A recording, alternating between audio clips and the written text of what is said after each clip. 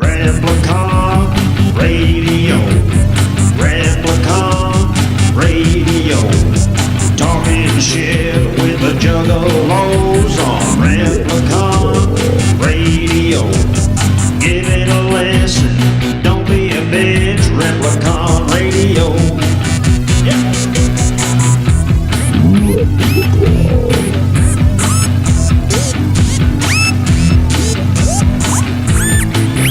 This is Replicon Radio.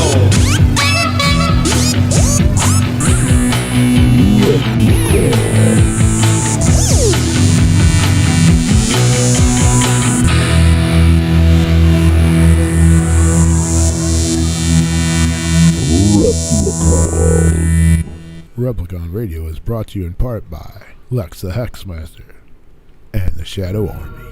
Yeah, that's right. What up, y'all? Yo! I was trying to do that with you. Yeah, I didn't know I was going to let you do it. Shout out to our sponsors, Lex the Hexmaster and the Shadow Army. We are live. We are in full effect. About fucking time. Hey, people that listen to the replay have no idea we're late. So No, right?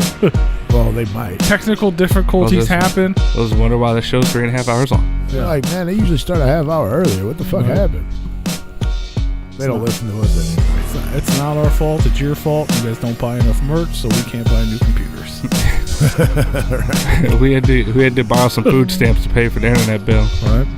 So, but we're good. We're here. We're live. We're doing it. We're up on the YouTube channel, and we are live at Repliconradio.com. Tonight on the show, man, we got some freshness. You better get your fucking seatbelt strapped. Blaze. We're going for a ride. Blaze Your Dead Homie coming up here shortly. This is special. We've never had every show is special. It's a three-peat. And we have Christmas specials. Yeah. We do that. But we've never had if I recall, we've never had a special show. Like we have dope ass guests and they're special. But it's not like this is the one less G show, essentially. I mean, obviously they're doing the actual music show, but this whole interview is dedicated to the 20-year anniversary of that record. We're going back. I know we always go back on the DeLorean and the time machine. But that's Did you put gas in it this time? But that's usually just a portion. This whole show. You don't need gas where we're going. That's right.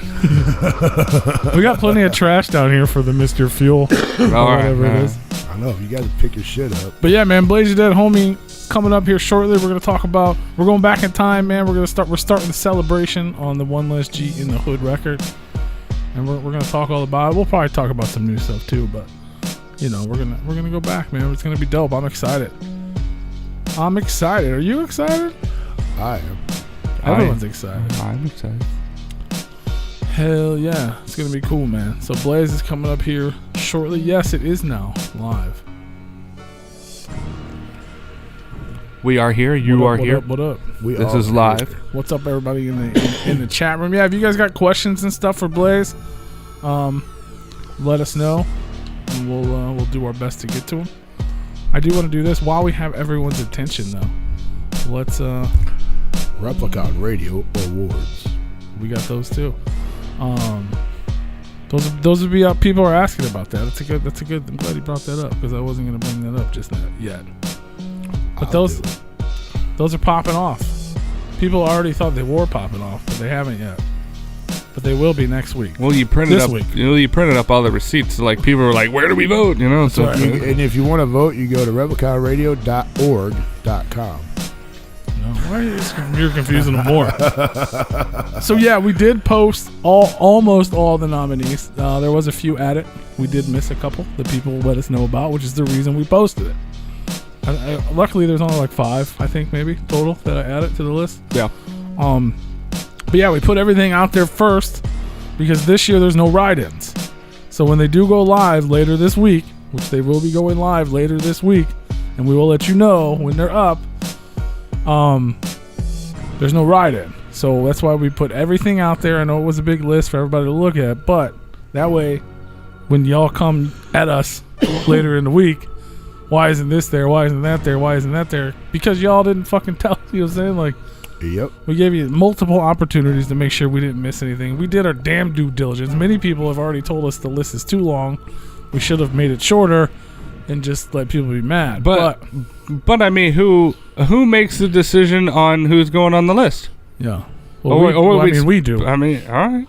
To answer your question, we do. I mean, we technically do, but I mean, but what gives us the fucking right but I don't see. There's nothing Because it's our shit. That's what gives us the But right. he's saying like there's nothing on the list to where it's like that doesn't deserve to be nominated.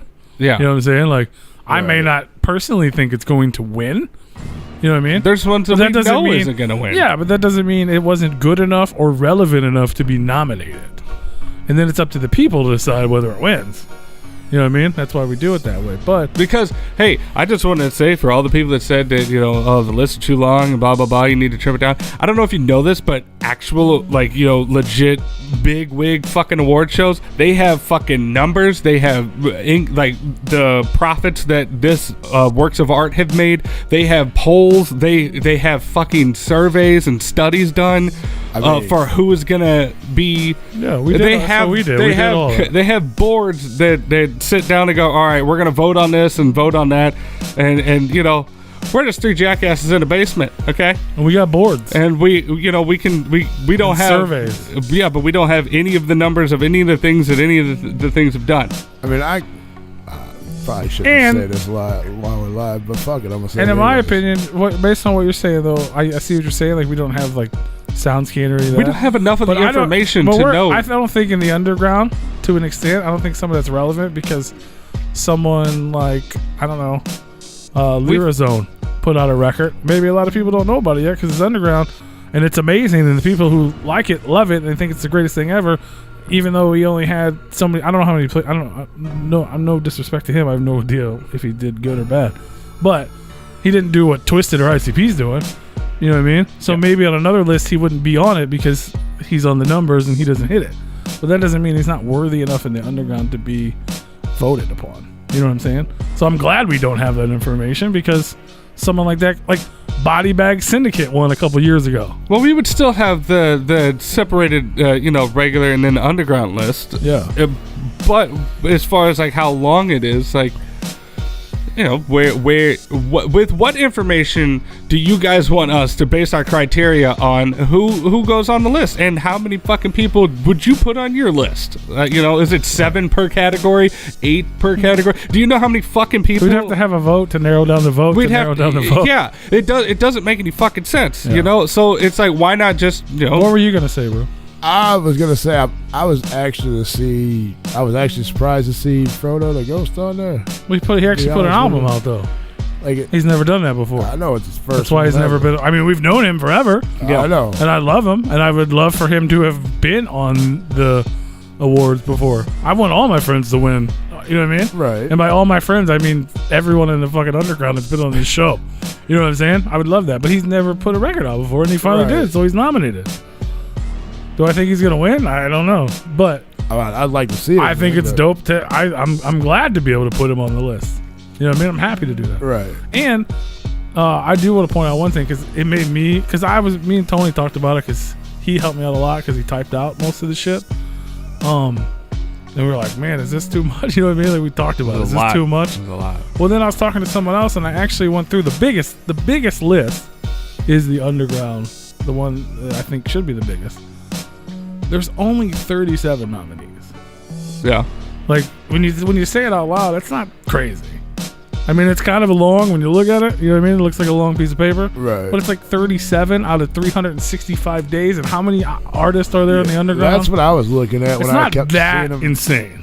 When I kept seeing them come through, I'm like, man, these motherfuckers are long. It's a lot, but it's not insane. I mean, 37. It's a whole year and a whole quarantine year at that of everybody putting out music. I mean, in all honesty, if you think about it, like any regular award show, there are lists that we have that people don't make it. So, but they get cut down to a smaller list where we used to do that, or we did that before. Yeah. But this time we're not doing Well, and another thing that I mentioned to some friends of mine that asked, I was like, one, who, like we said earlier, who shouldn't be nominated? And two, since we're transitioning from having that life jacket, if you will, of write-in votes, to not having it, I'd rather have the list be too long than Right. too short. You know what I mean? Like, Absolutely. bitch. Sorry, I said too short. I had to put that out there. But yeah, so that they're going up. You guys see the list. You probably got like today, tomorrow, maybe a couple days if you go and comment. Everything's up there. And once it's live, it'll be reposted again, and I'll try my best to tag everybody. Yeah. All the artists. I'm wondering nominated if there's and a shit. way that we can kind of mess around with the format of the voting polls, because I mean, I can see it's having to scroll down through all that stuff. I mean, I've only seen the polling place a couple of times, so I mean, I would like to see if there's a way to maybe, I don't know, have little boxes for each one that have a scroll bar in, so that way you're not scroll. I don't think maybe there might be an option to scroll. Like for each category, have their own little scroll box. Yeah. I would that way. I would be like, all right, You you think can't that's bitch about better? it. You can't bitch about it being too long because you're not sitting there scrolling down a fucking page that's yeah, but you're 27. you miss shit though. That's my only. But that's issue not with our that. fault. That's not our fault. Like it's I don't know. But either way, they're going up. We're excited. It's gonna be dope. We're a little late. Everything's late. We were late. Everything's late. It's fine. We got Blazer Dead Homie on the show tonight. So look for the Replicon Radio Awards popping up soon. You can vote once a day. Once they go up. Don't cheat. While I have everybody's attention though, next week on the show we got the homeboy Easy 606 returning to the show. He is now How 1/3 easy of. is 606? We'll ask him. I mean, he's going to be here. It can't be that hard. But he is now 1/3 of the new supergroup Sick Trinity. Their album actually comes out this Friday. And then he's going to be here on Monday. We're going to talk about it. And it's going to be dope. And since you guys are here, and we're going to talk to Blaze in a couple minutes, we're going to go ahead and let you know about somebody returning 2 weeks from now. Who's going to be part of the One Less G live stream. It's the motherfucking homeboy Anybody Killer. KBA in the building, boy. Hey! Yeah. If you're dyslexic, yep, that's true. I'm ABK back on the show. I know a lot of people are excited to hear from him. Yeah. I'm excited to talk to him. And he's going to be back right here February 8th. So I want to answer a question that was asked to us. Well, asked to everybody, I guess it was. Everybody being Ooh, us. Yeah, us and including everybody in the chat about who do we think is going to win the Super Bowl? You have the Buccaneers and I just Chiefs go in with it. the Chiefs is like hometown, not really, but close I'm to just home. going to piss everybody off. Brady's going to get his 7th championship. That's all I'm saying. Probably. That's what I mean. If I was a betting man, I'd probably bet on that. But I mean, don't I'm get me also wrong. a fan of the underdog. KC And ain't no like- punks, bro. Well, they won. Didn't they win last year? They did win I thought last so. year. I don't. I don't pay attention to football. But it's pretty hard to win back to back. But we'll see what happens. Seems like that'd be an easier thing to do. Like if you're good, you Yeah, should still be how- good again. Did they disrupt the lineup too? Like pretty bad. I can't. I don't follow it. So, but did they disrupt the lineup from last year's team, Kansas City? No, they pretty much got everybody the same still. All right, well then, yeah, it should be pretty simple. Just bim bam boom. They But- score more points with the ball than the other guys. But with that being said, though, you also got to look at the teams they played last year. The team they played last year. I don't even remember who the fuck they played. Well, Brady had his chance last year. No. I mean, not in the Super Bowl, but I mean, didn't he play in the season? Yeah, he played the season, but they. Well, then he had his chance and he fucking blew it. But he won the year before that. Yeah, So for him to win back to back's pretty fucking difficult. but See what I'm hasn't he? saying? But hasn't he done that? No, he's never went back to back. He's never went back to back. Nope. Well, some great quarterback he is. Well, he's never won back to back, I should say. no. This will be his 10th Super Bowl Well, that he's attending. so he's a bitch. He's won over half of them. I'm pretty sure Garth Brooks quit after 7. Garth Brooks probably should have. He said, "I don't want to win this no more. Let the other people win." Is that what he did? I think so, for the Entertainer of the Year or something like that. I have no idea. I believe. I learned about football. I believe so. I didn't even know Garth Brooks played football. Yeah. Haven't you ever heard of what was it, Chris Haynes or whatever his Was name he was? an actor? Garth Brooks did play football, but for like high school. Butt fuck? What'd you say? But for high school. Oh. But weird. But Fork High School. There might have been. Where's He that might have located? played. He might have played. He might have played. Maybe a little college ball. The Carnival. I'm trying to keep up with the chat. But yeah, that's the big talk of the week now. The Super Bowl. Super Bowl. Super Is that Bowl. next week? 2 weeks. 2 weeks. Not next week, but the following week. And there's people that are pissed off that Of course. about the Green Bay game that Green Bay should have won that. Was it on was it on the 4th? What date is the Super Bowl? Yeah. The Super Bowl is the February 7th. 7th, okay. The day before ABK. Here. Yes. Super Bowls. Whoop whoop. Womp womp. Ain't no bitch too ugly I'm probably ain't gonna be worth for a shit that day Super Bowls. because I'm gonna be. I figure you would just, at this point, just take off I am. on Monday. I take off every Monday since I started. Yeah. Yeah. For the last 13 years, Every I took Monday? off Monday. I take off every Super Bowl. Every Super Every Bowl Super Monday. Bowl. I'm like, damn, you're off every Monday, motherfucker. You come in here acting like you're tired and shit. No, if I was off every fucking, I'd rather work Fridays and be off on Monday. I'd rather be off on Tuesdays. Fuck that, dude. All the football and shit on fucking Sunday nights and shit, and hockey games start late. Well, yesterday started like 5 o'clock, I think it was. Well, I was talking about how late this show goes on Mondays. But you're off every day lately. Right now, yeah. For the last 4 months, Yeah. Whatever. I don't know. It's gonna be a good game all around, though. I think. I don't think it's gonna be a blowout. I think. I'll probably be at work. You having a Super Bowl party? Am I invited? Can I be invited? Can don't I even- invite myself to your Super Bowl party? I don't even know what I'm doing. Hey, Big Ruth's Just having a drive Super down Bowl the party. street, you'll hear him on the fucking megaphone. Yeah, true that. I'll call the cops on. Calling the Yeah, cops. you might. Big Ruth's having a Super Bowl party. We're all invited, Tony. Yeah. Probably, I'm not sure what's it's probably going at his on. neighbor's backyard. Probably. Down the street. That's where we were at Saturday. The cops got called. Party, there was a party at the liquor store. We was watching the fucking McGregor fight. Or the fight. Conor McGregor. He lost. Got Yeah. knocked the fuck out. I feel like that's the only thing I hear about him is that he loses. And then when people talk about him, they're like, oh no, he's a badass and he's a great fighter. And I was like, Fuck. well, That's his first loss in shit. Long time. Well, good. Squishy Gummy Bear is making food for the Super Bowl. Sweet. nice. So we got someone making food. We'll see you at Rue's house. Sweet. Nice. What are you making? Somebody's quizzing people. Smoke is quizzing people. What's the? I want to play. Uh-oh. Sorry, I wasn't listening. You're going to have to read the question There's a aloud. lot of stuff going on. Yes. Shout out. Can we shout out all those people? I like people. We got Blaze coming up in a couple minutes, guys. Thanks you guys for tuning in. I'm gonna put somebody in time. Timing people out. Gonna have to. Oh yeah, you got a blue wrench now. Yeah. Ooh. Smoke. Shout out to Smoke 69. Shout out to that motherfucker. he was the one that was quizzing shit. people. Oh, he's talking shit and quizzing people. Yeah, Though. there you go. He's just excited about the quiz. Who got banned? Oh, Decepticon King. Got Shout out to banned from what? I don't know, Twitter. Shout out to Cajun Blaze. Shout out to Squishy Gummy Bear. Shout out to Hippie Speedball Podcast. Great motherfucking show. Shout out to Grape Joe. Shout out to That was the next one you're on, wasn't it? Factory Farm in the other chat room. Shout out to Jenny Red.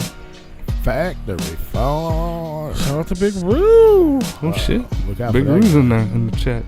Yeah. Yeah. He don't stay in there very long though. That motherfucker just popped in and I It's a love it. weird shit. Normally we have a lot more time to talk. We're like not bullshitting, but bullshitting because we're like not a lot of time. So confused. Yes. It's all good. We started late today because computers suck. Yes, they do. Hell yeah! Shout out to everybody for tuning in. Oh yeah. We appreciate it. Thank you for being here. What else? man? Y'all's What's going on? welcome. We got merch. You guys can go buy some merch. You can join our Patreon. You can support our channel and love us forever. Yes. These are things you can do. Yeah. And check out. Make sure you guys subscribe to the channel if you don't already, because Fridays we do the Daily Dino, and People have been talking about it lately. We talk about all the new releases that come out. We want you guys to know about shit that's going on in the underground. Same reason we do the Replicon Radio Awards. You get to know about the music. You get to know about what's dropping. If you got something dropping, let us know. And we'll promote it for free. I mean, it's free. I got some deuces dropping. There you go. We'll promote it for free. For free. Just hit us up. The email address is therepliconiswatching@gmail.com. Yeah. And that's what we do, man. I don't know what else to tell you. Oh, yeah? Yeah. Hold on. What the fuck is a chicken leg quarters? That's And green beans. What? sounds like a quarter of a chicken leg. Not the whole thing, just a quarter. No, some chicken leg quarters. What the fuck is chicken leg quarters? It's a currency made out of the Chicken? leg of a chicken. Gotcha. Clearly. Obvious. I mean, it's kind of obvious. Is it though? Yeah. You know what a quarter is, right? Yeah. Do you know what a chicken leg is? I think so. Okay, so if you took that chicken leg and you made quarters, what would you have? Well, Chicken quarters.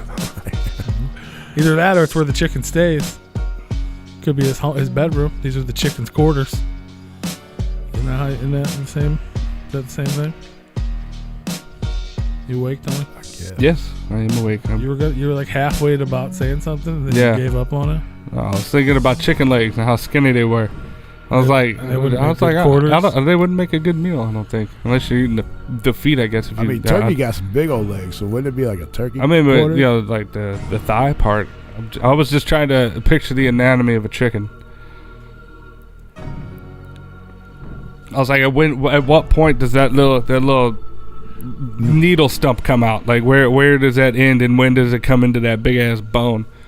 Because I ain't never seen that part of the chicken. I've seen the drumsticks and the wings and the body and all that shit, but I ain't never seen the foot. How big is the foot? I guess I don't know. Well, it's the leg, not the foot. Yeah, well, I'm just talking about that. You know, the bottom of it. You know, with the foot. It's you know, where the little round nub is, where you grab the leg from. At the Yeah. bottom of it, it's the little nub. They cut so the that foot so off that there. little thing goes right up into the bone. All right, I gotta look. this Yeah, up. they I gotta look connect. this You got joints that connect into that bone, and they just cut it off right there. up. Yeah. Bro, you don't know how your foot's connected to your leg? With tendons and fucking joints, bro. That's not what I'm asking.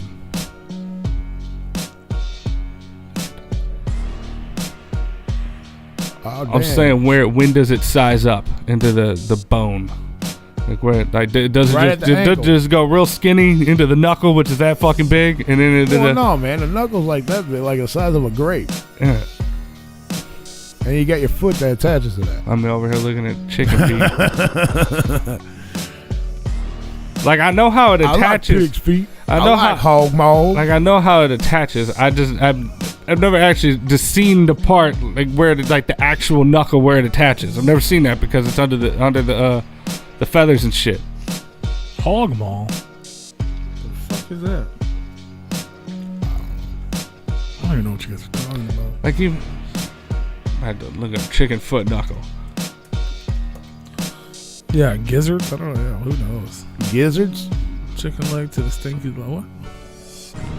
Should I? What? Yes or no? Cause like No, like we've see, never- look at that. Look at never that. done that. You see down there. Yeah, with a claw? Yeah, but I mean, like I ain't never seen like without the feathers and shit like that, like where it connects into like the Oh, fucking yeah, okay. joint. All right. I ain't never seen a chicken knee, man. All right, I got you. I know it's there. Yeah, I got you.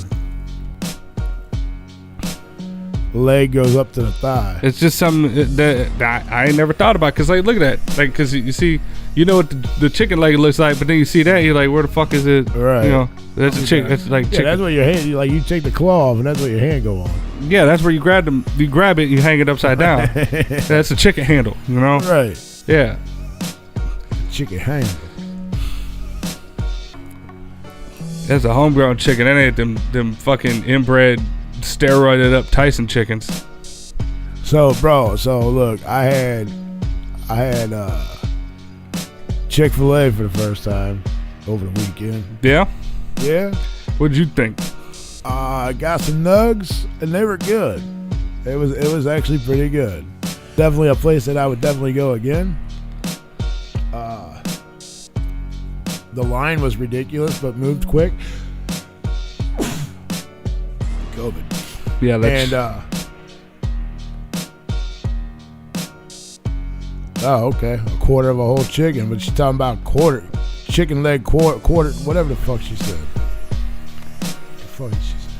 But yeah, it was actually pretty good. Like I said, the line was long as fuck, but it moved really quick, so it wasn't that big of a deal. We probably sat in line for 5 minutes. Chicken leg quarters, bro. Chicken leg quarters. It's not a quarter of a chicken. Chicken leg quarters. Yeah, no, their lines go super fast. I know when I used to pick up deliveries that I used to love going there, even though I would have to place the order when I got there. Like, I would have to go in and place the order, which is a pain in the ass. But at least the Chick-fil-A, I know I would only be there about 5 minutes. Because, I mean, it doesn't matter how many people, the line could be out the fucking door. You're in and out of that bitch, like, fast. And, yeah. They had the 2 drive-through windows open. That was it. Usually they have like people out there like taking fucking orders too. Which that seems like fucking anxiety because I like to look at the menu. Could I just look at the menu for like a second, like 2 seconds, and they got the little iPads like, "Hi, welcome to Chick-fil-A. Which one do you want?" I know they only have like a couple different things because they kind of just keep it condensed. But it's like, well, can I see your fucking iPad? I don't see you holding the menu. What the fuck? I don't know what combo is what. And if they read it off to me, my brain don't register that way. Like if somebody's reading me something, it does not sink into me. I gotta visually see it. So like, you're like, hold on, wait. I refuse to. I will not. Chicken what? Yeah, every time I've gone by a Chick-fil-A now, like I see the people standing outside, I'm like, I'm not fucking waiting because I'm not gonna talk to those people because I don't see. If they handed me a menu, if they came to my car when I got in the fucking line, go, here's a menu, return it when you get up here, I'd be like, all right, let's do this. But no, they don't do that shit. And they be going super far back from the actual menu where the overhang was before they decided to do this cool new thing where they make all their employees stand outside. Right. Yeah. Well, now they can stand inside. They just gotta they run the food out. They do curbside. They run it out to you now. So. Oh, I see them up under the fucking carports and everything. Well, we like these motherfuckers. We thought we'd be able to go in and eat, but nope, still not yet. No. I mean, we was up in Chesterfield, so that could be the reason why. But yeah, it was actually pretty good. I was impressed. I think. I mean, it's good, but I don't think it's whatever they fry them in. I think it's the service is the best part about it. But I mean, like people like, I mean, they'll live and die by fucking Chick-fil-A, and I'm like, I mean, it's good, but right. I'm not gonna go out of my way to get it. Like, I'm not gonna be craving it. It's an enjoyable experience because everybody there is oddly fucking happy. It's weird. Every time I've been there, the motherfuckers are just happy. Well, they definitely know what the fuck they're doing over there, especially like with the drive-thru and all that, because you have lines that long, and they move quickly. Yeah. And I just heard this earlier this afternoon that apparently with these COVID tests that are coming in, people aren't the lines aren't moving fast enough. Yeah. So they actually brought in one of the managers from the Chick-fil-A to run the drive-thru basically. Yeah. For these people to come in and they were apparently moving fairly quickly after that. So I guess they're doing something right. They know what the hell they're doing over there with being able to have. I mean, we were all the way out in the street, like damn near pulled into like the entrance of the shopping plaza that this place is in, and we were stopped. And made our way in, and like surprised they didn't come out to you. They're like, we're chasing the cars down the fucking street. What do you want from Chick-fil-A? Right. Yeah, we were literally maybe 10 minutes. Hello, welcome to Chick-fil-A. That was it though. It was. They're just fucking boomeranging the fucking tablets into the car. Just pick your order. That's funny. It's literally a drive-by, not a drive-through. Oh shit! Speaking of motherfucking drive-by, oh shit, that's a good segue. Oh, look at that. Yeah, man. So we're doing things a little different. A lot of you guys know we started a little late today, so we're not taking a break. You guys don't have to come back. We're still here. We're still doing it. We're doing it. And everything you guys have been waiting for. We have a very special guest on the line. And we're just going to jump right into it. Give it up for Blaze, your dead homie. Yeah. What's up, bro? Yeah. What up, What up, Blaze? though? What's up, man? How are you? Man, great. How y'all doing? We're Doing good, good. bro. We're doing good.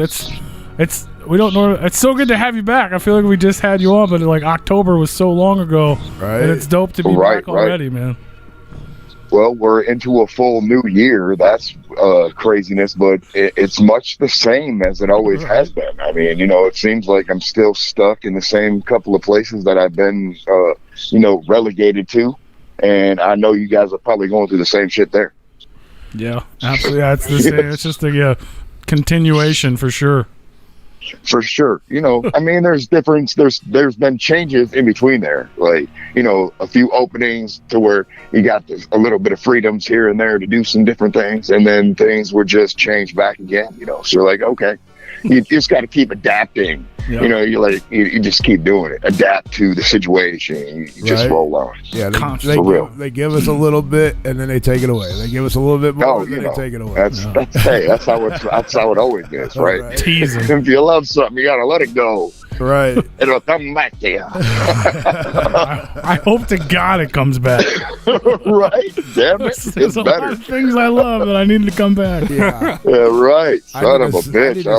to I let some things go. Right. Son of a bitch. I need to see a concert live for a change. Jesus. Oh man, I need to go. I need to see one, and I need to be part of one, and I'd love to perform as well. Like, damn it, it's any part, like whatever. That energy. I'll be at the door taking the tickets right about now. Like, fuck it. Right. Whatever. Sure. Like shit. I For feel it, real. man. That's what's up. But yeah, it's dope. We were talking about it earlier, man, and we've never really done like a theme type of show here. Dedication to it. But yeah, I mean, but essentially the whole point is we want to go back in time. We want to talk about not that today's times are bad necessarily, but we want to go back to a different time, a happy time. Back to 20 years ago, we're gonna start celebrating One Less G. When one of the man. greatest albums came out. Right? It's crazy. For sure. Thank y'all, man. Hell yeah, that's what's up. It's I was trying to think of how to do this, and I really didn't know where to start or where to begin. But I had a conversation with George the other day, and he didn't know he was doing this, but he gave me my starting point because Okay. he told me you showed him something that no one had ever seen before. Or at least no one outside of probably the three of you guys had ever seen before. And he was super geeked. Him telling me about its even existence made me super geeked. And I feel like that's a really good starting point to lead into One Less G. But he told me that you showed him the potential idea of a cover art concept for ISI. Okay. And, Yeah, for sure. I was like, that's a dope fucking spot to begin because I didn't even know that even made it that far. So Oh, it's wild. Yeah, for sure. I think the only people that actually have the cover artwork or the artwork at all was me and Madrox. that's so dope. Because it was like, it was it was so crazy. And to this day, I don't know if Madrox still has it, but I know when I showed him, he was like, holy shit, you need to let somebody, check that shit out, like whatever. But he didn't know. He didn't know that it had never been out there, never seen the light of day. Yeah. So then when I actually brought it to the office and I showed it to George, he was like, holy shit, what is that? Right. Because he, in fact, just like I said, had never seen it before in his life. So, yeah. He told me about it. And I was like, what? Yeah, for real. It's like, it's original artwork for ISI. It says Infamous Superstars Incorporated. And I'm going to post it one of these days. But it is very graphic. You cannot just post a picture like this. No, yeah. Because it looks like a missing poster. And it says, have you seen me? And it is somebody who is not neither myself, Madrox, or Monoxide. That's perfect. But yeah, it is. It's pretty. It's next level. That's But dope. yeah, I said I think I showed George this, and because I kept a lot of just weird stuff that we had from just back in them days, like back in the era. I think I kept a majority of the artwork from the contest, like the original artwork from the original contest, from the One Less G, the cover artwork. I don't know if you guys remember that contest, but we threw a contest to include your artwork inside the actual cover of One Less G in the Hood, the original one. Oh shit. I honestly don't remember that. That's crazy. Yeah, but a lot of people sent stuff in, and I just happened to keep, I think I have 90% of the things, because everybody that sent something in, it was them days where if you sent something in, you pretty much were guaranteed to win. So I believe everybody that sent something in won. You know what I mean? Because it was just that kind of contest at that time. Well, yeah, I was like, but a lot of people worked. Like, yeah. But only a few people actually got to, you know what I mean, got to be featured inside the artwork of the cover. So yeah. So it's kind of crazy. It's like, I kept a lot of the artwork that didn't make it into the cover just because I thought it was cool as hell. So yeah. That's awesome. Made it back home to my house. That's so cool to hear that you have. It's like, because it's especially like the ISI thing. Like it's weird to hear about things. One, being in this, just being a fan of this music for 20 plus years, to hear about something I didn't know even existed, and two, for you guys to still have it after all the, all the auctions and all the, the gathering auctions and the M&E auctions and the, the 10K box auctions and all the giveaways, and you still have all this other stuff. It's crazy. Man, I'm telling you, certain things just get tucked away. Like I tucked a lot of different things that are just, I got a file cabinet around here, and I was just looking through different things. Like we used to write a majority everything in notebooks, so I was like writing pages of notebooks and everything.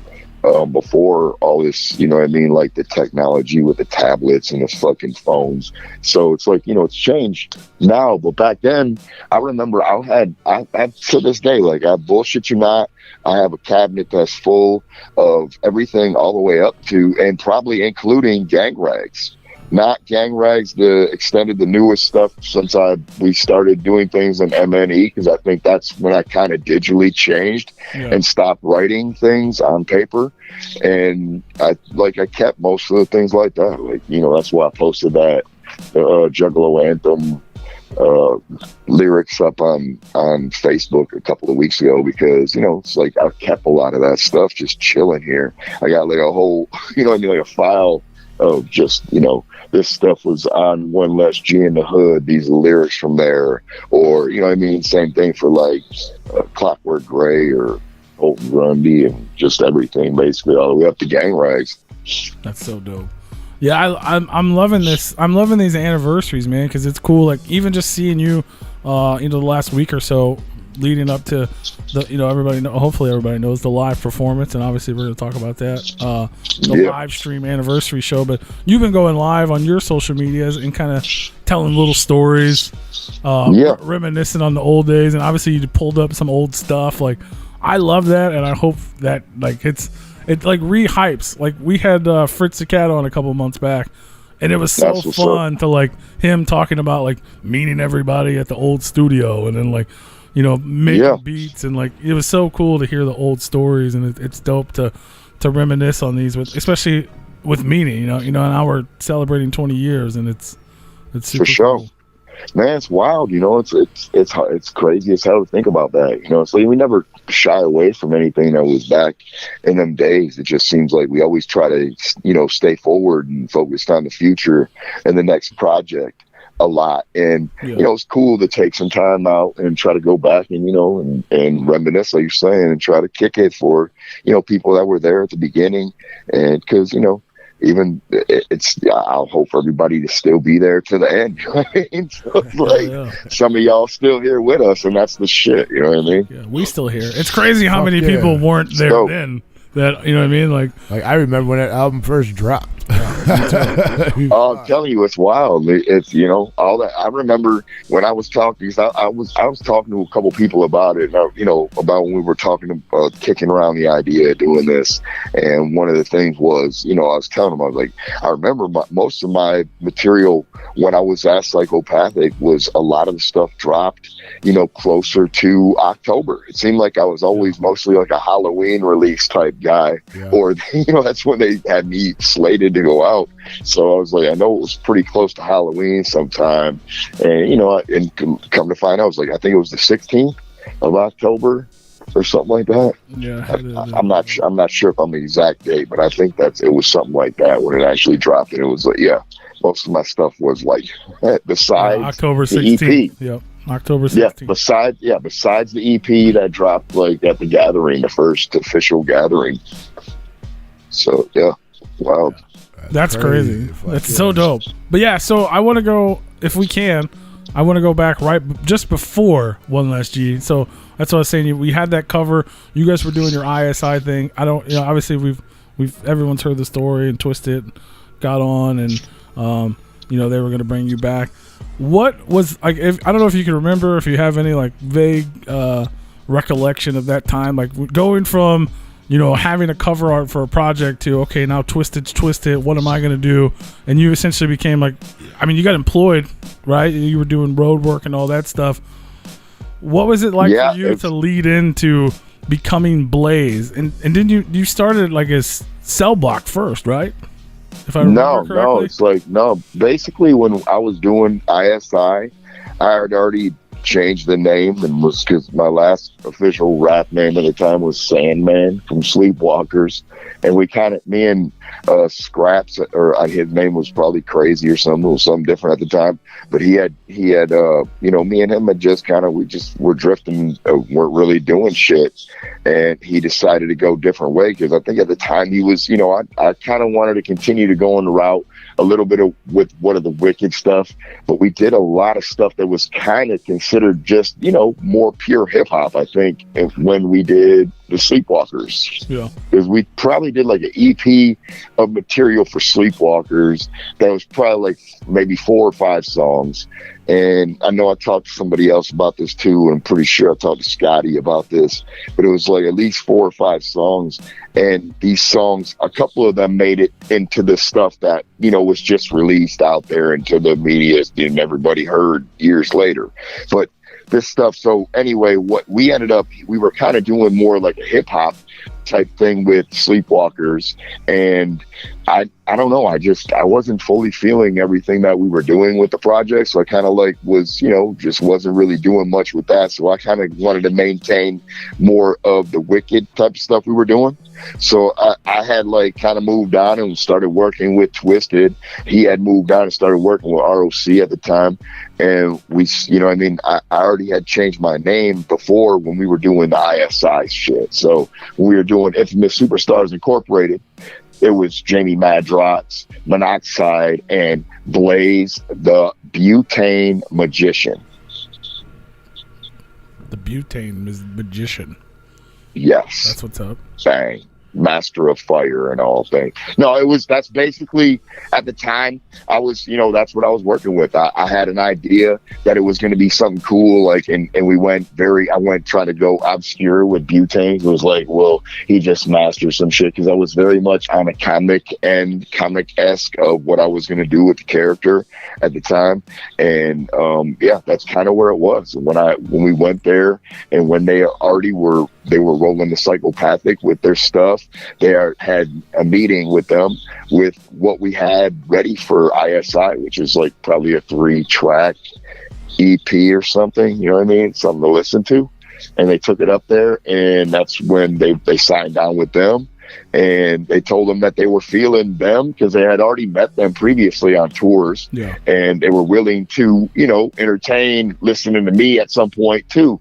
And, I think we went in, and it was between, I'm pretty sure if my memory bank serves me correct, it's either between, and I think I talked to Scotty about this as well, because this is some shit I've been talking about, this weird stuff the last couple of days. Really? Anyway, one of the things happened to be, it was like either between me doing the actual song for the re-release for Twisted's project, or doing some of the writer project with everybody, to where it was kind of the tryout, to where it's like, oh, my dude's pretty good. And then I went from there, and at first, the first thing was, it was like, hey, Psychopathic, basically Alex and the guys up there told me, hey, you're working a 9 to 5 now. We can't have that no more. You're going to be an artist up here, so we want you to come up here at least and work here. And I happened to be on probation at the time, so they kicked me into a spot to,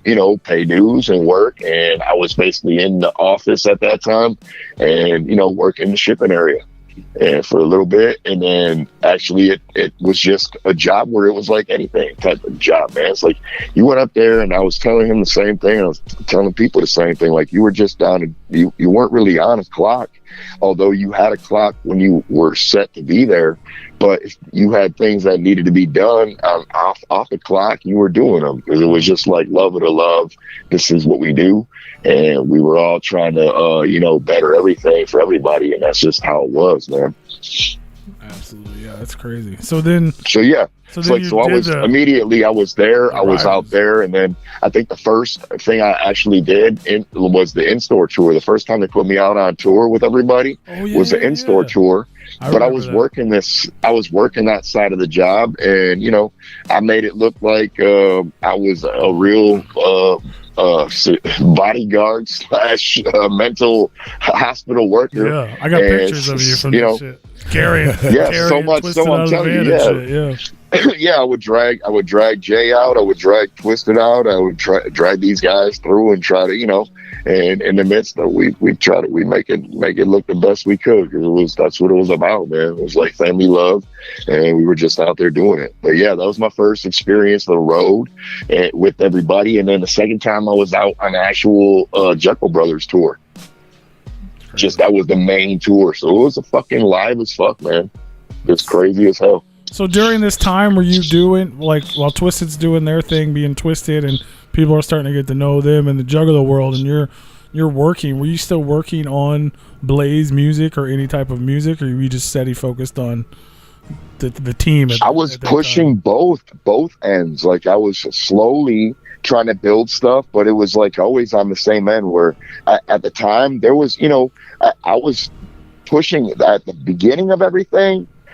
Before I was any probation area type shit I had going on, I was pushing tough to where I had my own booth or section inside the in-store, the original in-store booth, where it was going to be Blaze, Twisted, and ICP you met. Instead, you met 8-Boy, Twisted, and ICP. Now, I made it out there, but I didn't have everything fleshed out for my character yet. Yeah. I didn't have anything fleshed out for music-wise, what I was doing yet. And so it wasn't really like it was a timing thing. So I was, like I said, I was still willing to go out there and do everything we had to do for the family and just make it what it was. Because that's what it was. It was like about the love of the love to do it. So, yeah, but it was like I slowly was working on things throughout everything. But I remember distinctly that it was a Christmas break when Alex came to me and was like, Blaze is getting a lot of heat from from the feature on the Twisted record, and just in general from doing hotlines and just doing stuff with Mad Rocks, and we were doing a lot of different things. And so it ended up, he was like, they're asking about him when's he gonna drop his shit. So it was Christmas break. We went off on Christmas break and we recorded the EP. Pretty much everything was recorded during that break, and Mad Rocks, me, Monoxide, Fritz, and a couple other characters. And I know JD the Weed Man showed up a few times. And I know Matt Nips was in there. People, everybody from our side, our camp out there. Killa probably showed up midway through a lot of these sessions because he started getting on tracks with me after I was already basically done with most of the EP stuff. So, but these tracks didn't even make the EP. They ended up on the next full length on One Less G, so like Hood Rats and Thug for Life. Well, yeah. Did you? So it was like there were different things where I was working through different studios at the time. You know what I mean? Like for the EP, the original EP, I was at the disc, basically the whole recording, everything that was on that CD, and then everything else that I kind of was floating back and forth for a few different studios. You know, like I would float from the disc back to the Lotus Pod because it was being created in the midst of some of the stuff. You know, that's crazy. So did you was the EP done before the Riders project? Or was I don't believe so. I'm trying to think about when this was. Day at the Gathering. I think they both came out at the Gathering. See, I believe for some reason, I think that we were working on, I think the Riders we were working on first, and then I went in and did my EP during that Christmas break that year before that stuff. Some reason. Because that's what it was. It was kind of like you're testing for being in the Riders or being on a label was doing your Riders stuff. You know what I mean? And what, you know, and showing and proving that you can hold your own with everybody and doing your shit with this. So kind of was that was the launch pad for that. And like I said, I remember rolling out, but I was already with the label, hanging out with everybody, doing tours. And, you know, like the first time I remember getting on a plane as somebody as a grown man or somebody that can remember being on a plane. Because I might have been on a plane when I was a kid, but my parents would have to attest. My mom is in heaven, rest in peace. And my dad might be able to answer that, but I can't right now. But the first time I was on there, it was me and Shaggy and Jay and Misery and Nene. Yep, 4 of us for sure. And I know we had somebody else with us too, because we always had somebody with us, maybe Tom Dub or somebody. But we flew out to Denver, Colorado to record some straight up Riders stuff. So yeah, that's so dope. That's so dope to hear about. So when you you know, Shaggy had me about the shit, bro. Like on the plane, this motherfucker would be talking some bullshit. Like, you know, he'd been on obviously multiple planes by that time, but he's out there like making me feel like it's about to go down every movement of this motherfucker, man. He got a little bit. Oh shit. I'm like, God damn it, don't do it again, motherfucker. Man. For real, man. You know, I'm a young buck at the time, too. Like, this was like, you motherfucker. Be crazy ass shit. For real. Crazy. So I know you'd been dead for a while at that point, but how old were you when this was going down? Like, you're, what, like 19, 20? 20s? Midway around that age, somewhere close to there. That's crazy. That's so dope. So give or take 2 years, something like that. I can't remember all that, but yeah, somewhere around that age, like that. For real. That's wild. It had to be nuts, man. Especially at that time period, just, you know, wanting to do what you're doing and then being surrounded by these characters. You know what I mean? Like, I mean, everybody was different, bro. It was wild as fuck. We had we had a great time. It was like that was the first time on the plane, just being out of state, just wilding. And like I said, I think we were out there for maybe a week and recording shit. I know we recorded at least 4 tracks while we were out there. So when had a crazy ass studio too. We were in the basement.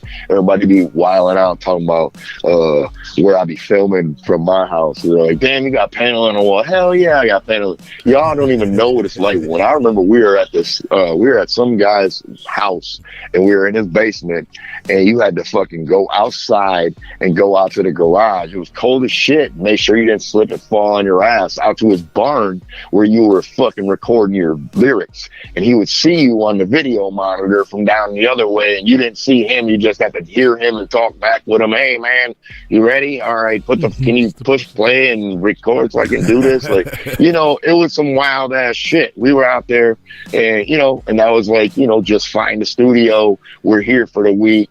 Get us in the goddamn studio, and that's what we found. We were just out there. And, he had everything you needed to rock some shit, but we was out there just rocking some shit, just, making it work.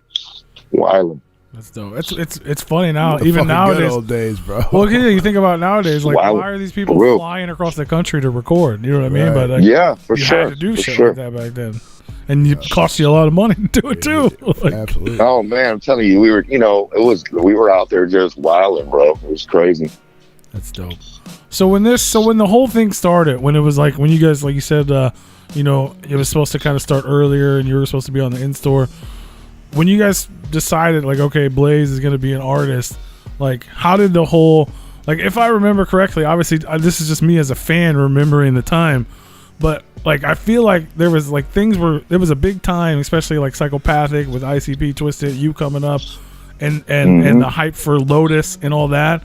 And if I remember correctly, the idea was something with Lotus, that like Lotus was the reason Blaze was going to get awakened back from the dead, which is kind of like what the intro was in the original EP. Like, so like how much stuff was planned prior, like, because obviously that's going to lead into One Less G too. So like, was there like, did you guys plan this for, like, was this like a big rollout? Like, okay, we're going to do the Lotus thing. Blaze is going to intro the Lotus sort of because he's going to come back from the dead. And like, what was going on? So, like, I mean, timeline? I think a lot of that stuff came together just naturally, organically, just gradually just happened. Because, you know, it was like when we started talking about it, I remember I came to the label as Blaze, the Butane Magician. Well, how did I become Blaze, your dead homie, you ask? Well, that was through talking with Jay. And him suggesting, like, man, what about being a dead dude? How about that? Like, that sounds crazy. What about that? And I took it and took the ball and ran with it. I was like, hell yeah, okay, Blaze your dead homie.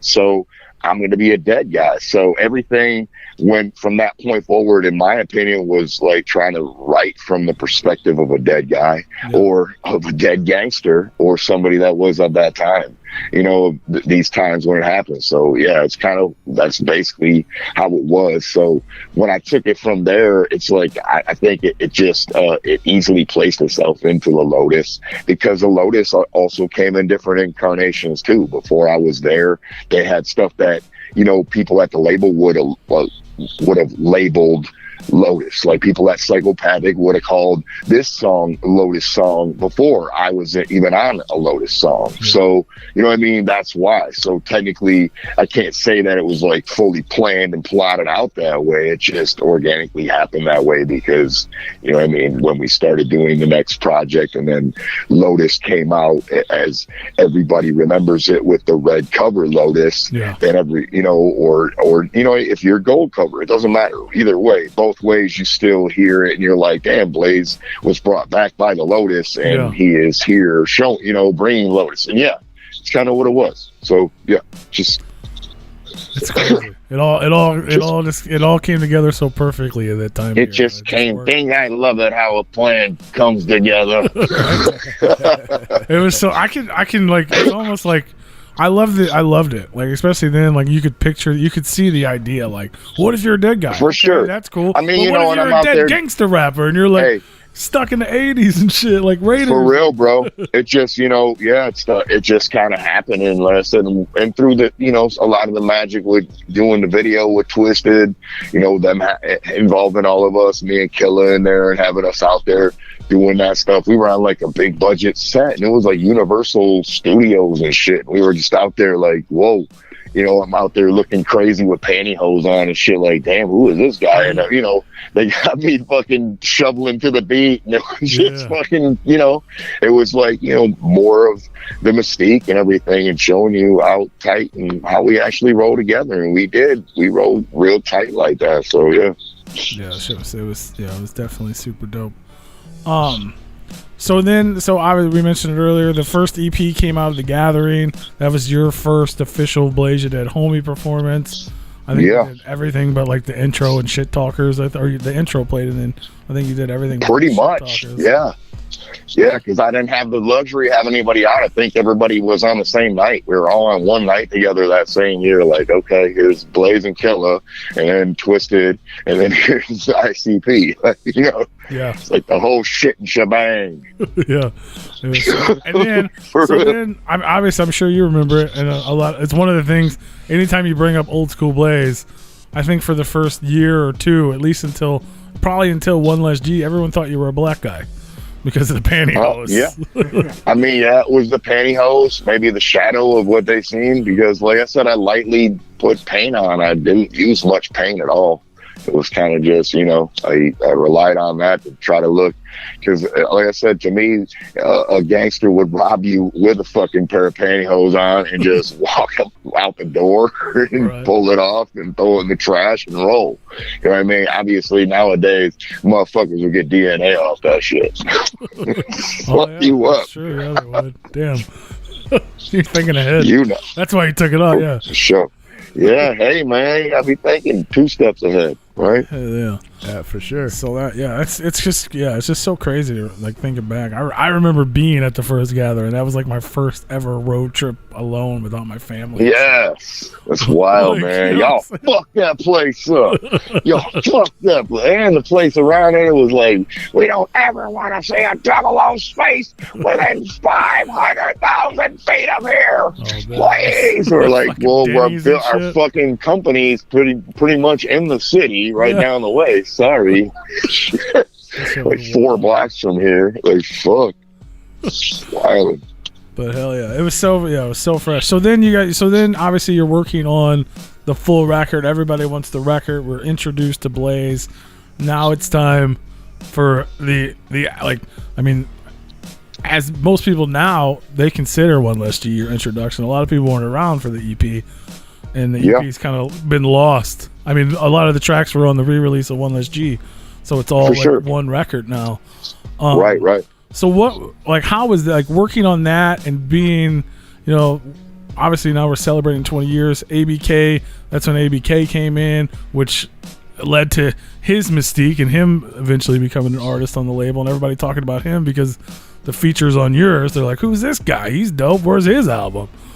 Yeah, but like, what was it like? Like, you're like, okay, now I'm an artist. My EP's out. I just did the gathering, which is a crazy introduction to think of now. Like, holy shit, you just played in front of everyone, basically. Like, what was life like then? You're like, holy shit, I'm an artist. I'm on Psychopathic in like the heyday. Man, like, it's like I think everybody would want to say it's the greatest, but it was just as wild as ever. It was struggles, you know what I mean? Just like everybody else, because I was the low man. I'm, quote unquote, the pole or the totem pole or whatever you want to say. Like, you were the third person down. So you were still, it was like every day still trying to show and prove with everybody. It was like, it was great to have, people behind you. Like I had, Twisted always was in my corner for everything. And a lot of the times ICP was there too.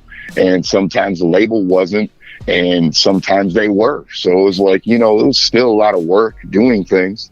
But, you know what I mean? Like I said, it was just, every day was just trying to put something out that I thought was the shit for everybody. You know what I mean? Because like I said, the family shit really kind of started around when we were doing these records. Like, I remember being out there and, when I first started kicking it with Killa again to ask, hey man, do you want to do this? Like, be a hype man and shit. And I remember because we didn't just go out there and step on the stage and do the gathering. You know what I mean? Like, we were out there like practicing and rehearsing and shit, like in a basement where me and Madrox and Pickles, our homie Pickles, we live in a house together and outside the city. And it was the 3 of us, and we were just, I remember asking Killa, hey man, you want to do this? And what do you think? And we went through everything that I had, and we started doing everything. He was like 100%. As soon as he heard that I was, interested in what we were talking about, and sure enough, he was like, let's do this. So, it's like, I think, as I think back at them times, it's like, I think that even Jay asked when I saw, he was like, hey man, you guys know anybody that raps? And it's like, we know nothing but rappers. Like, they got nothing but friends that everybody's raps, where they was coming up. So it's like, yeah. So I instantly, I gravitated and asked, first I asked JD if he was interested in doing it.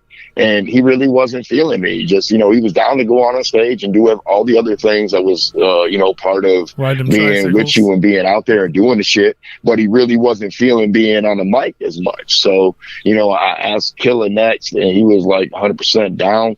And like I said, we rehearsed and got down and like as a team before we went out there and did that performance at the first gathering. And, so we were already working together. And then, it was like, that's kind of what it was. So that's so dope. It's so dope to hear about you. The minute, yeah. Like practicing and living together and like all the things that were going on behind the scenes while just the fans were just enjoying life. Like, holy shit. But you don't think don't think about stuff like that. You guys are struggling. You're all kids in a house together. Killer basically gave up his, he was trying to do his own thing, the native funk. Yeah, he was doing his own shit. He was doing Crazy Clan, and he was doing this. He was doing a little bit of his solo stuff. He was doing native funk at the time, and I knew that, like I said, Killer he's always been the shit. He always rap. He's always been shit, and he's always been my dude, man. Like from day one. Like I said, I asked him, he was 100% down. He was like, let's do this. And he was willing to put in the work to learn the material and to go out there and just do it with me. Like, And to the point where it was easy to put him and for us to be a team, And then from there, like I said, we always had plans for him to do solo work. But I don't think we ever planned to do like a group with just me and Killer. We never planned to just be like Drive-By, me and Killer. Like I think Drive-By was first thought out and planned out to be me, Killer, Madrox, and Monoxide. Yeah. And it did materialize at that time. And we ended up, I think at the time they were like, hey man, you guys don't have much going on, either of you right now. Why don't you do a group together and we'll just call it Drive-By? You guys were always saying that all the time anyway, let's just do it. And, we were kind of like roped in and okay, let's do it. And that's what it became. And we, continued doing it because we had nothing but love for the Drive-By we were talking about, but in its original form, it was supposed to be the four of us. So, it's so crazy. It's another thing, like we were talking earlier, how things kind of just worked out. It's crazy to be celebrating this release, talking about what Drive-By was originally supposed to be, and we know as of 2021, we have a brand new supergroup called the East Side Ninjas, which is in fact what the original Drive-By was supposed to be. ABK. Oh shit! Did I just let that cat out the bag? No, shit. I'm just saying it's so dope that it's, like it worked out. Here we are talking about, when it all started 20 years ago. It's wild, man. See, I didn't even think about that. Now we just made a full circle together. Right? Hell yeah. It's just it's crazy, man. It's dope. And it's, I was going to bring that up anyway, but that's one, like, there's been a lot of negative shit in the Juggalo underground, over the recent years. But that's, like, shit like that is super positive. And to see something that was something you guys talked about doing 20 years ago to actually, come into fruition at some point now is super dope. And it was crazy. Yeah, for sure. I actually went back and listened to the One Less G, the original, not the re-release today. Because I didn't even realize like some of those tracks aren't necessarily available anymore if you don't have it. For sure. But I was listening to the Alex Abyss prank call, and when he said told you that the record got deleted, and Huggy Bear was recording a group called the East Side Riders, is what he said. Yeah. I didn't even realize he said that shit. Wow. I was like, motherfucker just said East Side Riders on there. No, I don't think anybody caught that, ever. Because the East Side Riders became Riders, and then now we technically got the East Side Riders, which was a limited release on M&E, but that's next level. No, for real. It's like he was, I think when he did that, and man, bless him, but he straight up, he was almost letting the cat out the bag a couple of times with some of the stuff he was saying. Just little small things. But yeah, that wasn't one of them, because it was really possible to anybody. Huggy Bear was a dude that we also, like, we knew because that was just a nickname he got.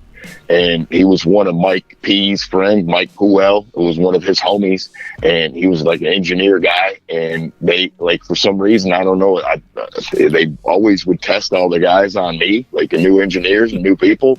So they sent me with this guy to record my verse for Here I Am.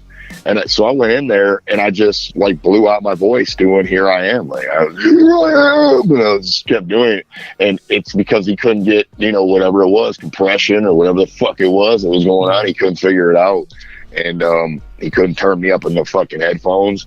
And yeah, so you get what you get. And so, yeah, it was very 100%. So I remember telling Alex and everybody afterwards, like, please do not fucking put me in the studio with this guy ever again. Like, he's crazy. He can't, you know, he fucking has got me blowing my voice out for one verse, you know. It's fucking stupid. So so that was 100% possible. Like, any of that shit he was talking about, like, if they had that guy back in the studio, like, no telling what he could have fucking done. He could have erased everything. Fucking crazy as hell. The damn kid's out of the studio, man. For real, just wilding. You know, and he just, you know, he didn't look like a bear or anything. Maybe he did. He was just a big, you know, big dude. He looked wild. Maybe that's what it was. He didn't look like Huggy Bear. He didn't look like Huggy Bear, the Huggy Bear from Starsky and Hutch, though. Anything like that. No. No. He didn't look like Snoop Dogg either, who played him in the fucking Update movie, I think. Yeah. Oh, yeah. Just a pimp. Huggy Bear the pimp. Right. Crazy. He didn't look anything like that. So let's I'm gonna do this. I got the actual track list for One List, the original release. All right. I just want to go through it. I don't know if we got like fun stories or if you remember the writing process. I know like you and Jamie worked together a lot. And it's probably Jay on some of the stuff. I don't really know. But yeah, we're celebrating the record, so let's just go through it. The original intro, which is the eulogy, which is so hard to find online. It's crazy. I didn't realize this stuff was hard to find. That's wild. But it's Jumpsteady doing the Preacher Man. Yeah. He did that without us. Like, we told him the idea. I'm pretty sure, like, I wasn't there for the recording of it because he kind of just wanted to do it himself and just go off in the studio and do it dark and do it. And I think that's what he did. But, you know, he just went and did the shit. I'm pretty damn sure. And you'd have to ask Madrox and Monoxide for the real update, because I'm pretty sure they were the only two that were there at the studio at the time. So, yeah, and then that obviously became really popular once, like, Big Money Hustlers came out and everybody got intro to everyone who wasn't a wrestling fan. Right. Who the Preacher Man was. Yeah, for sure. But I think that was, like, the first appearance that I know of, unless it was, like, a wrestling thing. That's next level. But then the re-release, you guys went back, grabbed the original intro that we were talking earlier from the EP, which in my opinion is a way better intro. But it's where they're waking you up, you know, and then they kind of explaining you've been dead for 11 years and it's time to get up. Right. Mm-hmm. And then Story so time. The first track, "The Grave Ain't No Place." This is most people's introduction to Blaze Your Dead Homie. For sure. "The Grave Ain't No Place." Like, I'm telling you, to me, it's crazy because there's a lot of this music, but this track in particular, I remember that I did vocals. I did vocals for everything for this track, dropped all my stuff, and I left everything the way it was with beat wise, what was sitting there. And I left it I left it in the very capable hands of Monoxide and Madrox. And they took it from there and they fucking, you know, they spiced this thing the fuck up. Like, when I got it back, I was like, holy shit.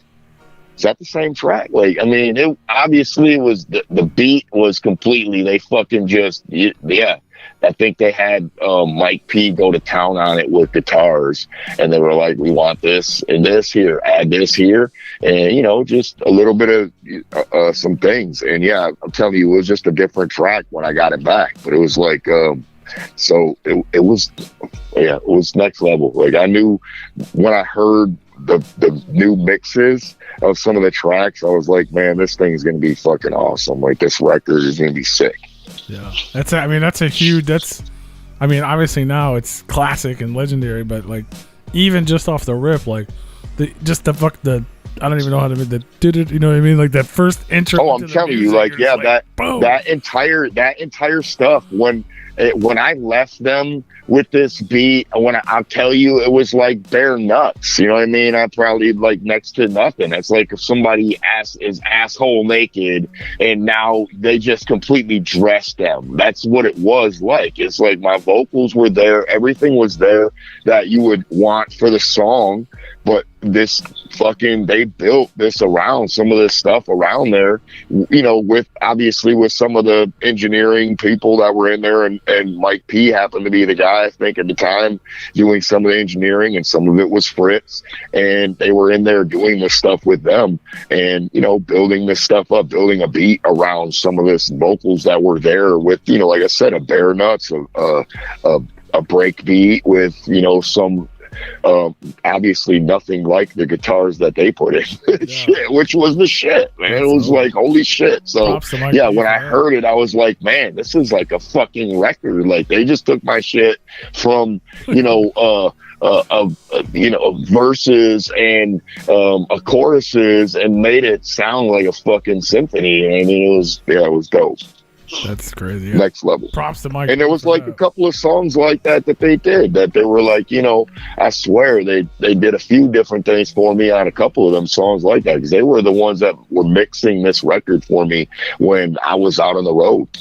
I went out on the road, I think, with ICP, me and Killa, and they were back there mixing this record for me, and that's when they made the phone call and did that shit from the studio. They're in the Lotus Pod, mixing the record down. Yeah.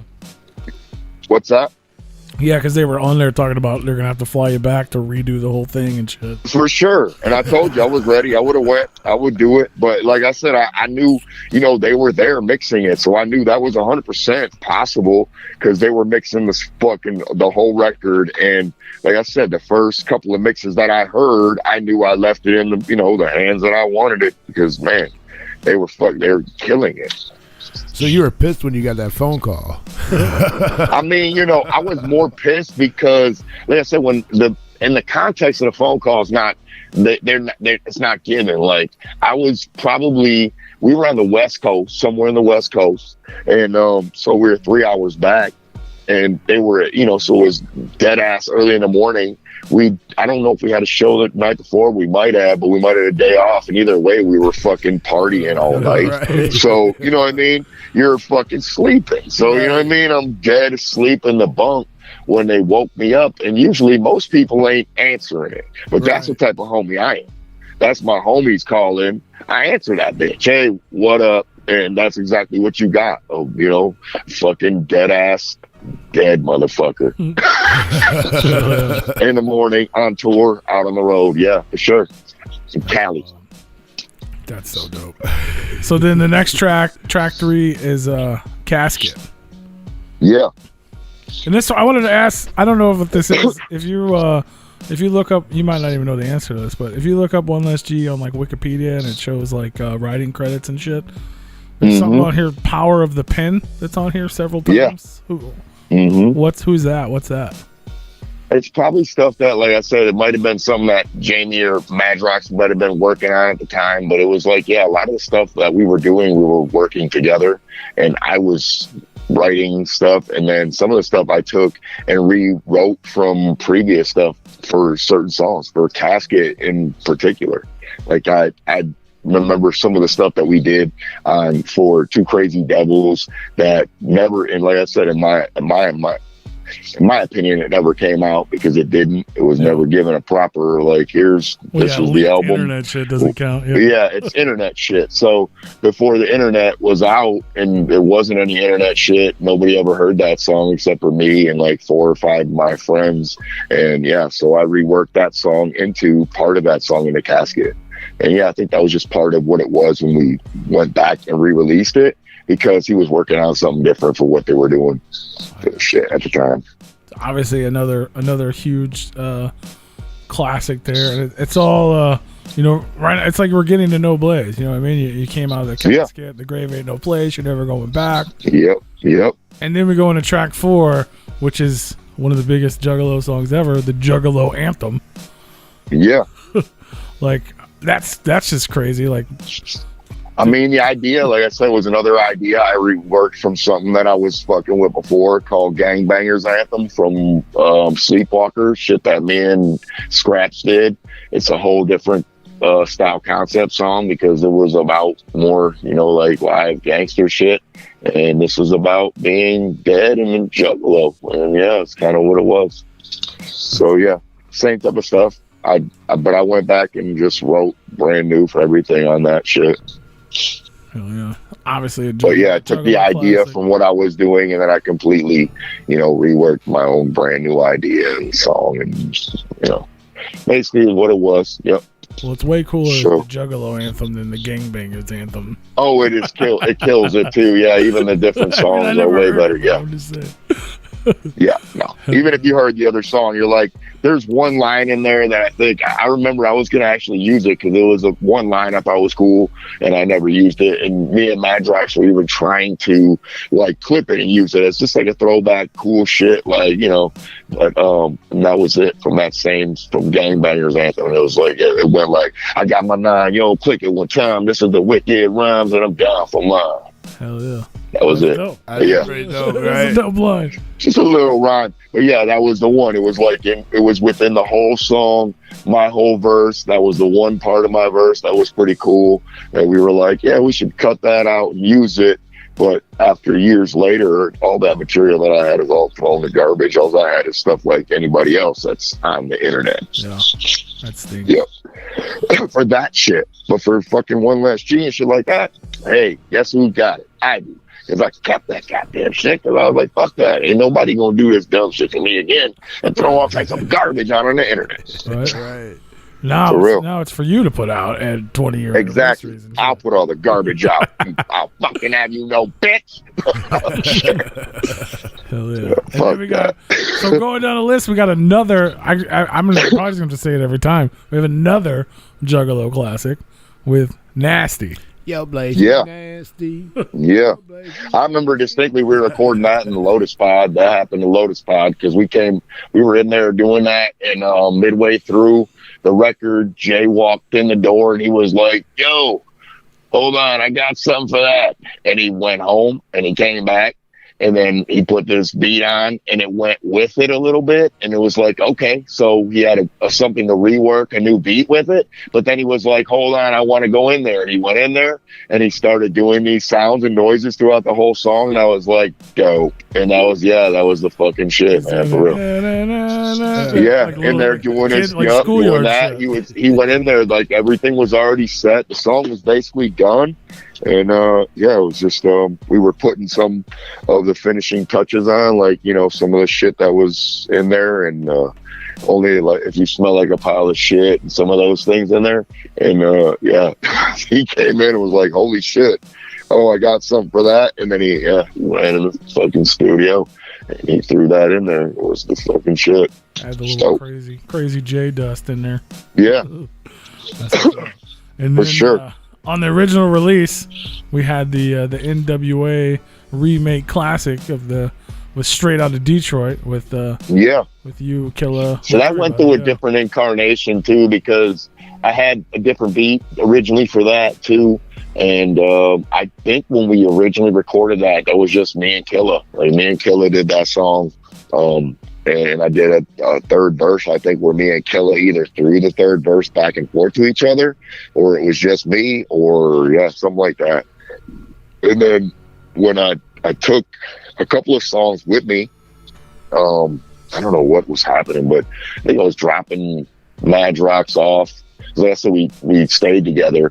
So I was dropping him off in Toledo, I think, they were either practicing down there, rehearsing down there for a tour, or they were about to go out on tour, something like that. There was some wild shit going on, whatever it was.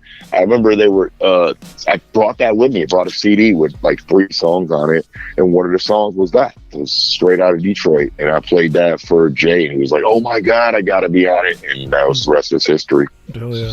Yeah, obviously that's a classic, and like that's just it's so fresh. Is there, I guess to kind of get in the head, but is there any reason, I don't know if you know the answer, that that like that track wasn't included on the re-release? No, I think part of it was because of you know, you got there's people suing people, Yeah. you know, Well, at that's what them I was times. wondering, Yeah, there was some things happening for other Samples people on the and label shit. that they were going through some things, and yeah, some of the samples and things weren't. Yeah, you had to be careful with some of this shit because then people started looking at you more carefully with fine-tooth combs and shit. Like, what do you got for me now? I'm sniffing you out. The internet kind of fucked it up because you guys could sell physical copies all day and no one would know. But then as soon as it Right, gets right. uploaded, some fucking computer hears the sample and immediately they're like, "Oh shit, you've been selling this for how long?" We're like, wait a second. Yeah, for sure. That sucks. Yeah, it's wild. And then another Juggalo classic. This is the first one I see that's actually credited with Fritz. I know you said he had a lot to do with some of it, but I guess it's even he does. I don't even think he remembers all the stuff he did because we were talking about it. But Yeah, it was no, for Maggot sure. Face. So obviously that's a huge one. Mm-hmm. Yeah, that's one of the ones that I recorded directly at the disc. Just me and Fritz. Yep. Went up there and just did it. And it was like, yes, it's another one that's like, that's where a couple of them songs I did like that. Like Hood Rats is another Fritz track. Thug for Life, another Fritz track. There's a couple of different Fritz. Saturday Afternoon it's is like a Fritz track. he's like the second half. It looks like it's almost Given Half the Chance is a Fritz track. yeah. It's just a couple of them things got played and some, sounds got replayed in some of the songs too, which would have just negated his name on a song. You know what I mean? Yeah. So if his guitar was replayed on some of the stuff, some of the people might have took his name and changed it and put their name on there because they replayed a guitar. Yeah. So, you know what I mean? Silliness.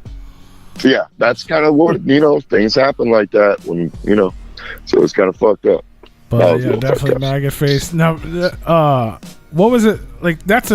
I can only imagine like some of the, obviously you're playing a character here. Like, is it strange to sit down and write a song like, okay, I'm gonna write this track about maggots crawling all over and eating my insides? Like, is that a weird place to be as a person? I mean, that's exactly what I was telling you. Like, that was where I took the ball and ran with it. Like, that was exactly, everything to me was literal for a couple of different songs. I try to take very literal meaning and being dead. And you know what I mean? Like trying to take it to the next level. And that was part of it. Like I like to be descriptive and tell the story about what is really happening to the person as you're doing it. Yeah, it's kind of what it was, man, for real.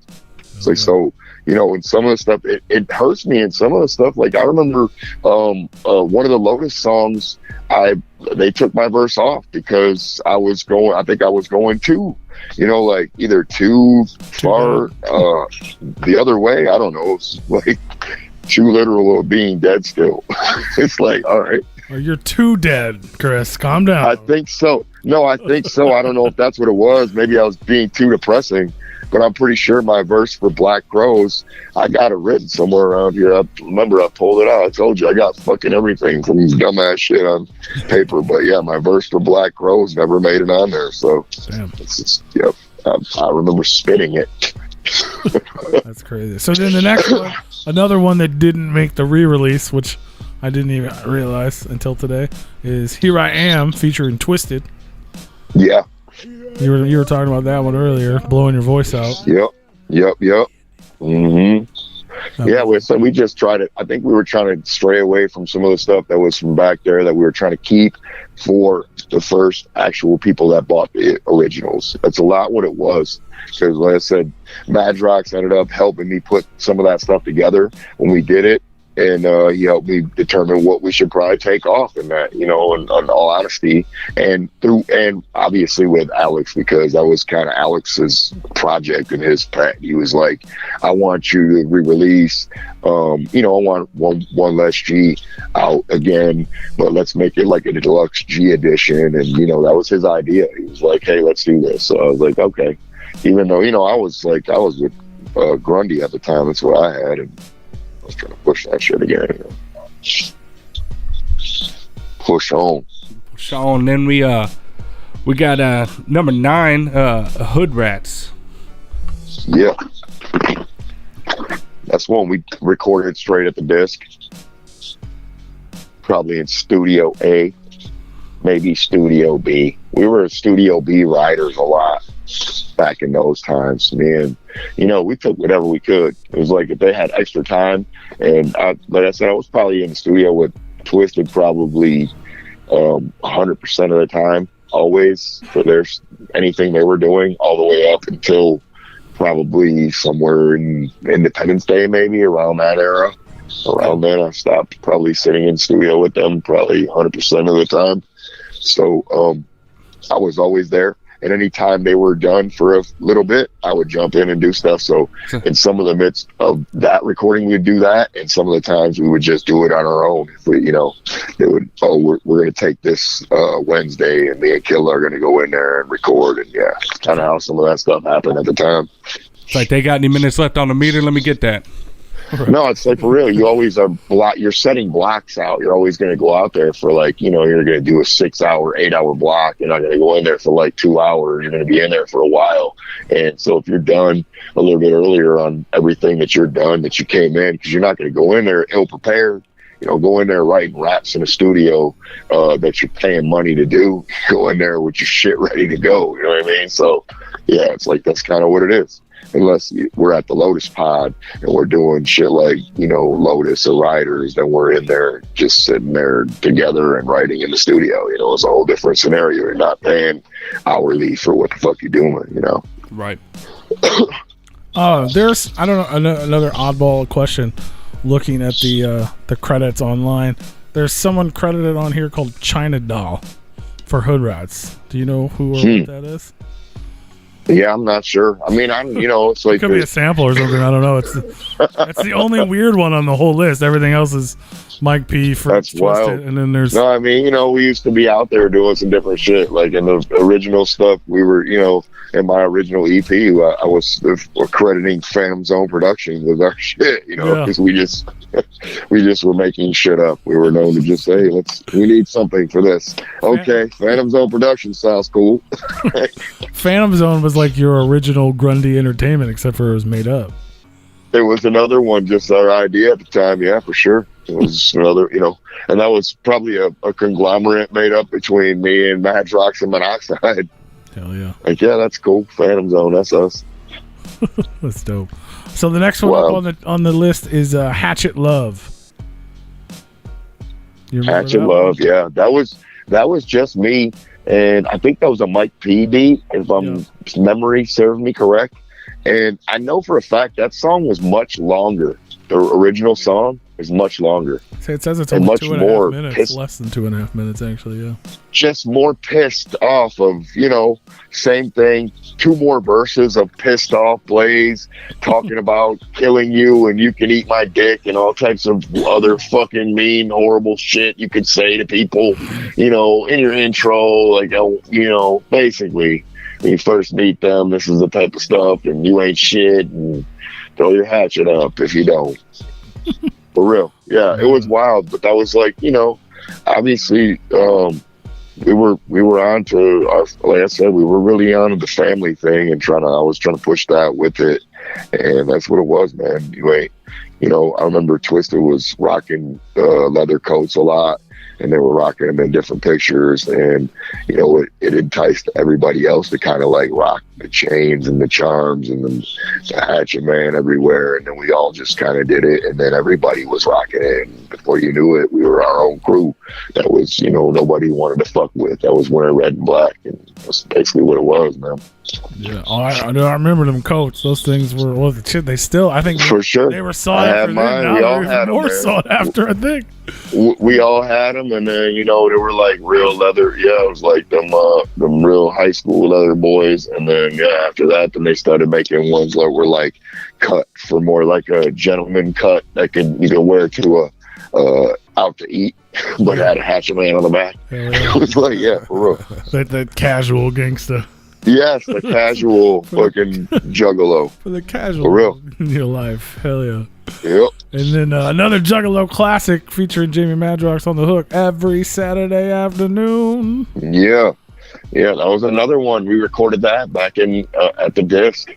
That was just, that was the same thing. I think I laugh because one of the guys, Mike, I talked to him the other day, and he was telling me, he's like, that was one of the ones that hooked me on Blaze, was every Saturday afternoon. He's like, I heard that, and I was like, yeah, that's the shit right there. And I was like, all right. And I remember I was like, I told him, I was like, it's always funny to me because when I wrote that song, I never realized a lot of my stuff is like that. I'll write a song and I'll write that song, and it was I was talking about one Saturday. It's like one fucking full It's not Saturday. every Saturday. You listen to shit, you're like the first verse, hey, I'm in the fucking morning robbing someplace, and then I go out in the second verse and I'm back robbing the same place, and then by the end of the night, you know what, I already got the money I need, but I'm gonna go back and rob somebody anyway. And it's the same shit. It's like one full Saturday. So I always, always thought about it later on. It never dawned on me till later. I was like, man, maybe I should, follow that up with like Sunday morning or after, or the Sunday after or some shit, just like fucking really let them have it. But yeah, just wild as hell, man, for real. That's Great. a good idea, yeah. The Sunday after. Yeah, for sure. That's so dope. And that's classic, especially, the track itself and then that hook by Madrox is just so catchy. Like, you start singing that shit all day long. Yeah, that's the shit, man, for sure. And then we got another Posse track, one of the first, people would say, Lotus type songs with Given Half a Chance with Twisted and ICP. Yeah, and that's the thing. It's like, I think that song could have been on some other project, and that was one of those things where I was like, we need, I'm getting close to turning this record in, and I would like to have everybody on it. You know what I mean? And at the point, we were like, well, we already got you on this at the beginning. Yeah, and I know it's a Fritz track to begin with. So that song started at the one studio and made its way to the other studio, to the Lotus Pod, to finish. So, yeah, it's like, I believe that track was it could have been on any record. It could have been on a Lotus record, or it could have been on a Twisted record. And it just so happened it was like, I need a family track for this record.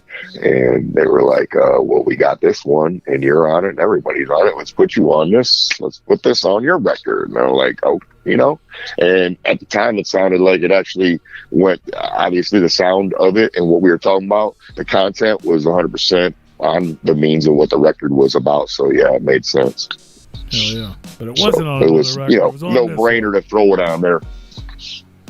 Hell yeah. Another epic classic in the Juggalo scene. Then we got another one with a sick ass hook. You Can't Hurt Me Now. Yeah, that was fun. That was just fun. That and Thug for Life, which is the next track.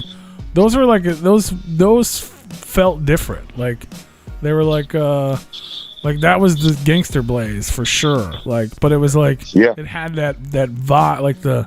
You know what I mean? Like the Thug for Life almost had like it wasn't Roger Troutman, but that style of stuff on there. And then, it's like when we first, like I said, for the first one, for You Can't Hurt Me, it was so much like the idea was, obviously it was that theatrical idea of you basically doing anything and you getting back up and just taking it like it ain't shit, and you just continue on. So yeah, it's the song basically was just organic easily for that to happen, because that's kind of what it was.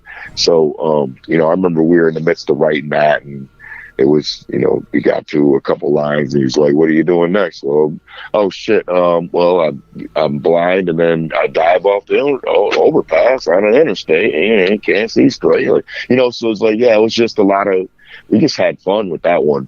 And it was so much fun because all the homies were in the studio. We were smoking weed, getting fucking stupid. We were at the disc at that time. I remember Pickles was up there because we had him in there, and he was, we need you on the chorus, bro. And he, ran in there, fucking, all right. You're about to hear a tale of a dead man. He's dead in his face. Like, just having some fun, man. So yeah, we're just getting fucked up and having a great time. And then Thug for Life was a whole different style. That song was a beat that Fritz had created for a R&B group. like that he was working with, because Fritz worked with various people up there, like all kinds of different people at the other studio that he was at before we brought him along, and then he eventually was at the Lotus Pod and then was with us, you know. So it's like before he was working with a lot of different artists, and one of them happened to be a R&B group, and I think it was girls or I couldn't tell you girls or boys, but that Thug for Life beat was for this group. And I remember I heard it and I was like, no, Fritz, that's ours. And he was like, well, they ain't paid for it yet, it's yours. So we we fucking rapped on that. And yeah, that's kind of what it was. It was like it needed a chorus, and the chorus that came along was the Roger Troutman-esque stuff, and Madrox, I think, threw that on there. And yeah, and then Jay got in there ultimately at the end and, you know, threw some stuff over the top. And yeah, so it was cool. That's dope. See, I don't know. See, we don't. I love hearing shit like that. That's cool. So one of the craziest things is one of the most misquoted lines, I think, is in that song. It's like near my verse, somewhere in my verse, and I think they have it quoted as like "dirty dog from the casket and underground." I think I have it written as "dirty corpse from the casket and underground," but I probably can't say that very good when I'm rapping, and that's what it came out as saying. So it sounds something like "dirty dog from the casket underground." Whatever. It was either supposed to be corpse, or I might have tried to change it to thug. But either way, it sounds like dog, and it'll forever be dog to everybody out there. But it's supposed to be. That's what it says on Wikipedia, or whatever the fucking Blaze lyric thing it says. That's awesome. I didn't know that was Pickle. I thought that was Paul that said that he's dead and he's at the pissed. beginning? Yeah. No, that's Pickles, That's bro. crazy. That's Pickles doing that shit. Yeah, he's in there doing that. He's the one doing I think he does another couple lines in there too. One of the other ones in there, I know one of them is ABK doing Did it make you sick? Or one of them is him, one of them's Madrox, one's Pickles, and yeah, just all of us just floating throughout in there. See, that's so. I love hearing shit like that. That's so dope.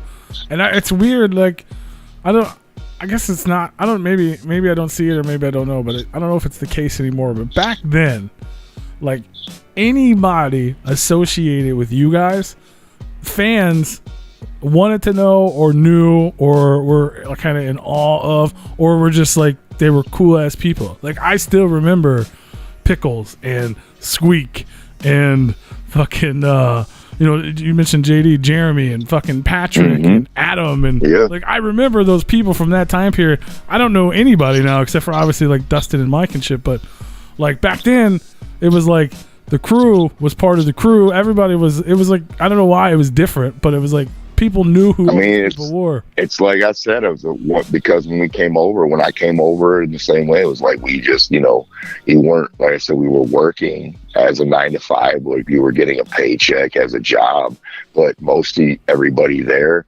was a homie or a friend that was from a friend of somebody else. So we were all like trying to, big up for everybody else that was there, whoever was, you know what I mean? Because so we were all trying to push towards the same thing, which was like blow up Psychopathic, or you know what I mean, create something together, and that thing happened to be Psychopathic, and in the process that was pushing ICP and then pushing Twisted, and then it helped push me and killing everybody else that was out there. But yeah, it was a lot.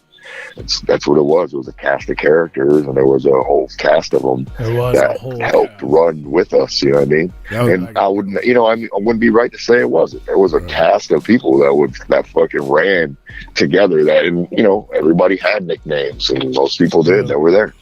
Yeah, for real. It's great. Like just talking about all this stuff and hearing you say names reminds me of like my own memories, just as a fan. You know what I mean? Like I remember going to strip clubs with Adam and fucking Eric and Psycho Patrick, and like, you know what I mean? We were just kids. Yeah.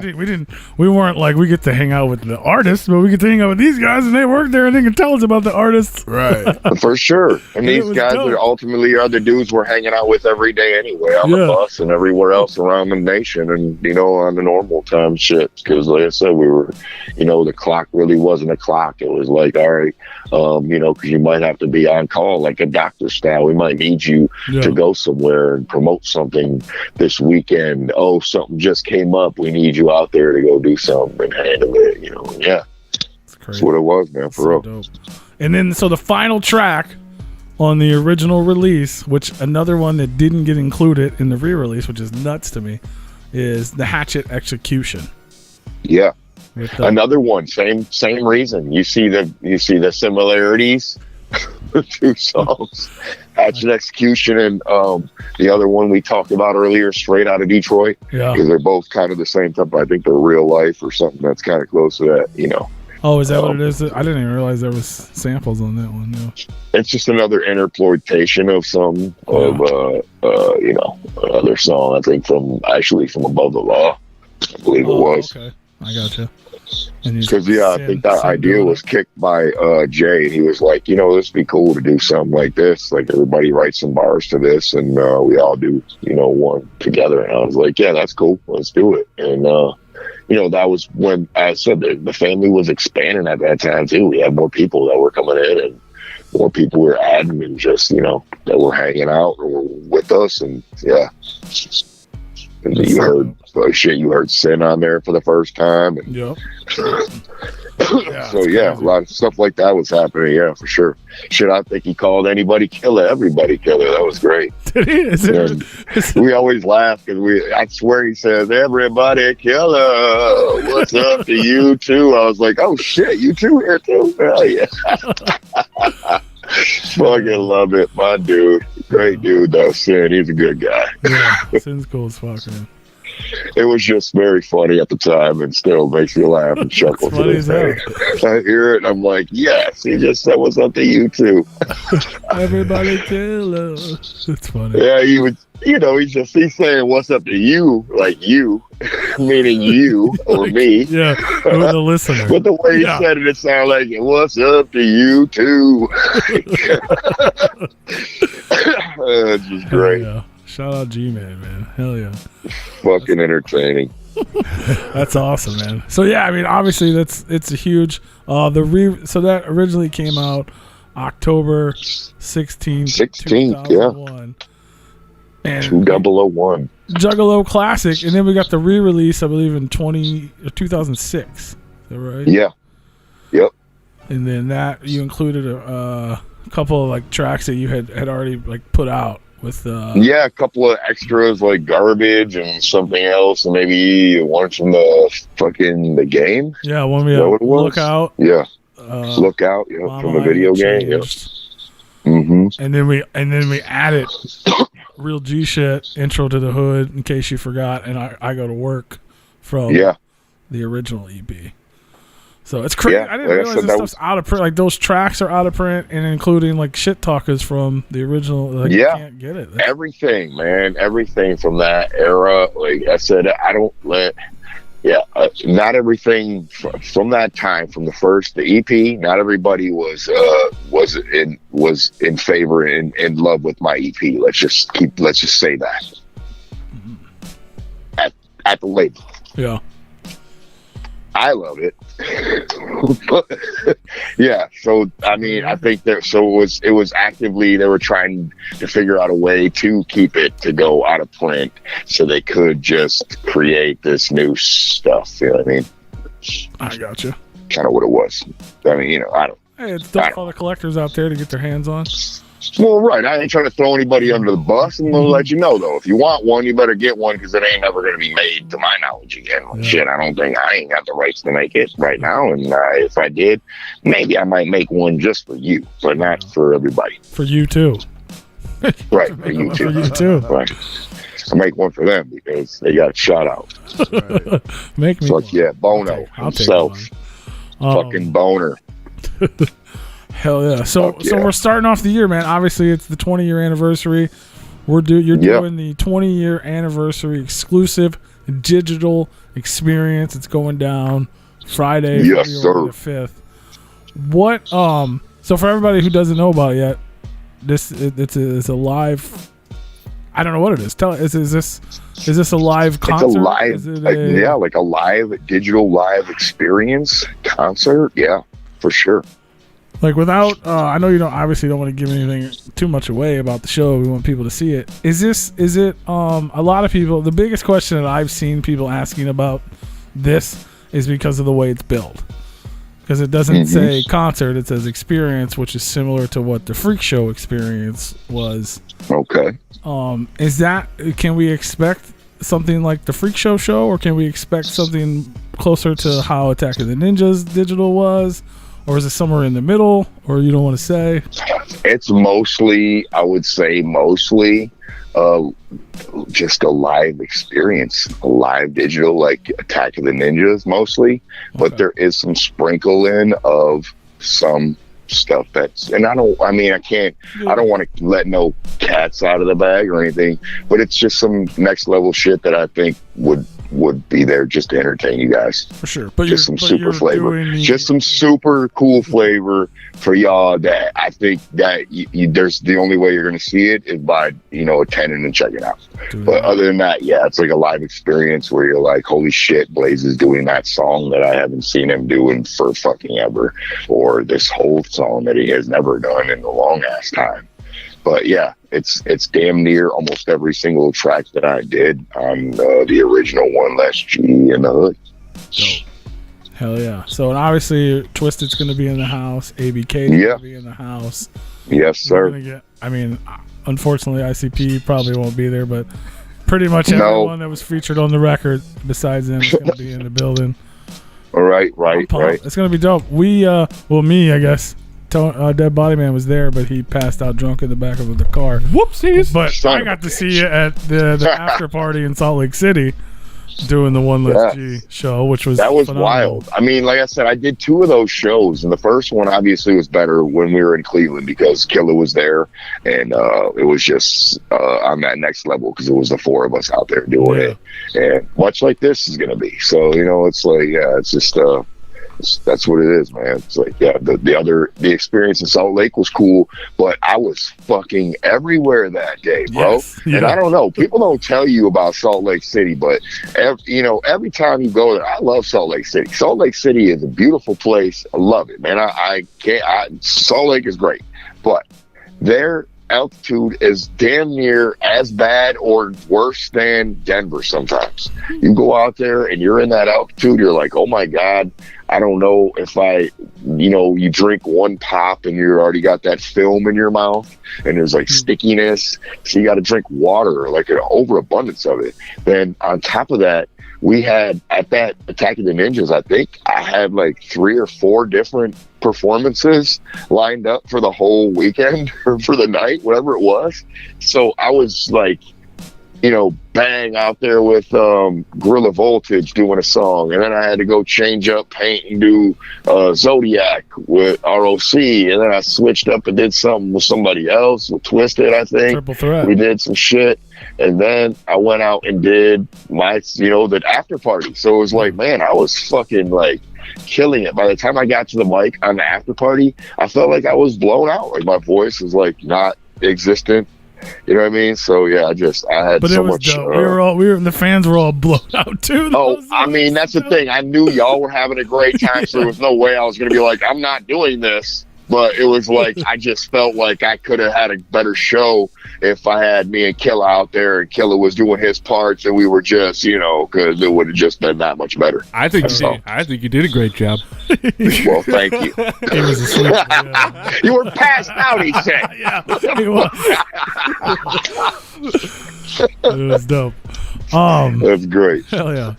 But a bunch of people, while we're talking about the live stream and stuff, a lot of people are asking about the virtual meet and greet and how that works. How does it, like, what are you doing for that? This is my first time too. I can't wait for it. I'm like, they told me, hey, you want to try it and let's do this, and they were like, we got somebody that's really legit taking care of it, and they're ready to roll, and they have it all set up, and let's do it. And I was like, okay, well, let's do it. So I'm like y'all. I'm ready to figure out what it's all about and what it entails too. I think it's going to be cool though. I'm sure I'll be there meeting with I hope you'll be everybody, there. Yeah. talking to you and saying hello. I mean, it's not as the same as me standing there in front of you and shaking your hand or giving you a fist bump even, and signing your autograph. But it is the next best thing. It's like we're there together and together apart. There you go.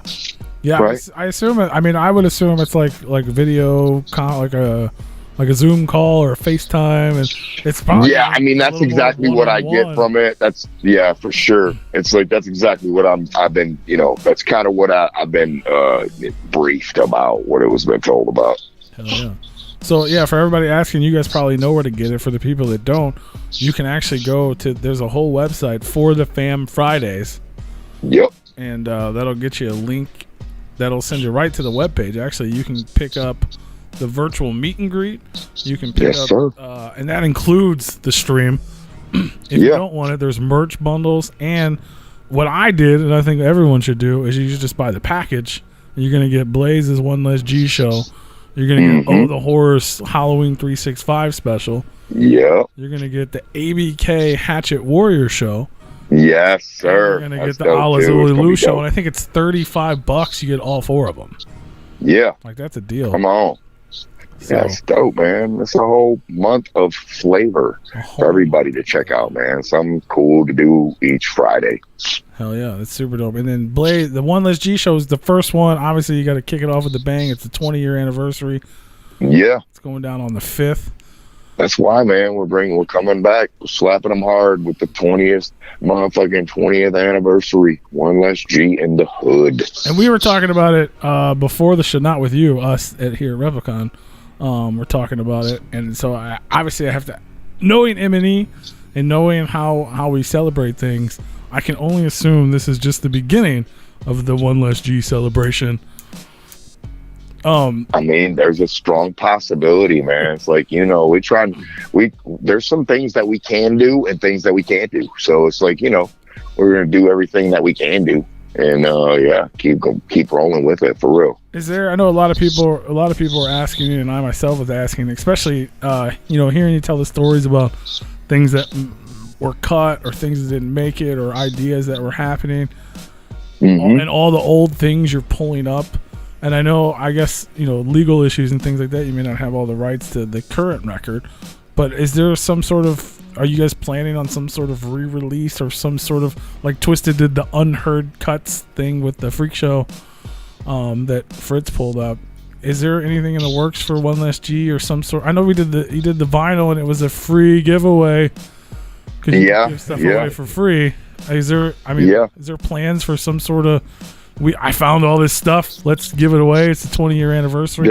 I'm saying there's never there are a few tracks that I've had from an era, and there were things that never made it at all, and there was things, like I said, at the time that I was recording anyway. So it's like I have things that I might be able to move on into other things, but nothing like a full record worth. You know what I mean? Like, I don't think I have enough that I could say these are the cuts from this time or these are the recordings, unless Fritz was to find them. Yeah. And he's a crafty dude, so you never know. Maybe he could find some things.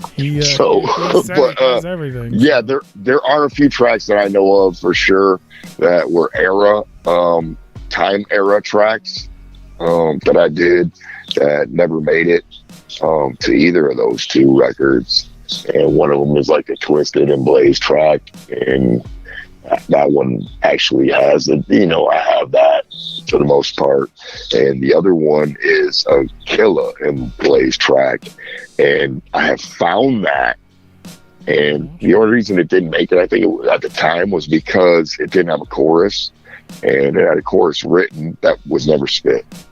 And basically, it's another, it's a matter of time. I might release it, but it probably won't be released on anything new, as opposed to something like a Graveyard Greats or something like that. There you go.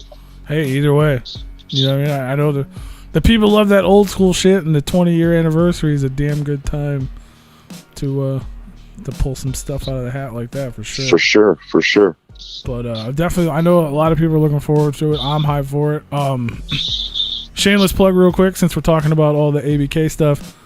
Make sure you guys come back here right after the Blaze show, February 8th, ABK is going to be back on Replicon Radio. So, yeah, Killer, my dude. Yeah, we're going to throw it down with Killer in 2 weeks. Yeah. So that'll be dope.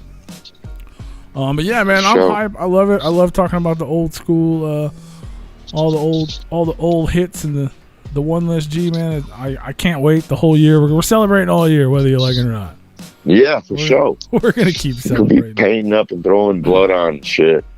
Hell yeah. So I have to be careful with it out there, and we try. Every time I used to, man, that's the one thing that used to fuck me up all the time. That's every time I had to put that blood on, and that shit, I would go out instantly. It would just be leaking off, either into my eye or somewhere else off me.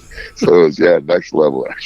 And wasn't there? I was gonna add. There was something I saw you post something. I can't remember what it was. Some sort of promotional thing, and they had like a lot of the promotion. You had a lot of things like trying to put merchandise and things out back then that they would like digitally remove the blood from your images and shit. Oh yeah, for sure. Like at Hot Topics, 100%. They had. I think it was Hot Topic for sure. They had to do that. For that picture, that original picture and T-shirt of me and Killa, I had blood on my hands and fucking coming down my face, and it was on the clock. And they digitally erased that, and they actually cut me halfway up, I think, and made the picture half of what it was. Damn, that's pretty wild. That's awesome. That's silly. Yeah, that's just awesome. that was the way they had to do it. They were like, "This is too much," for kids and shit to buy from our spot. I was like, "Oh, okay." Hell yeah, that's what's up.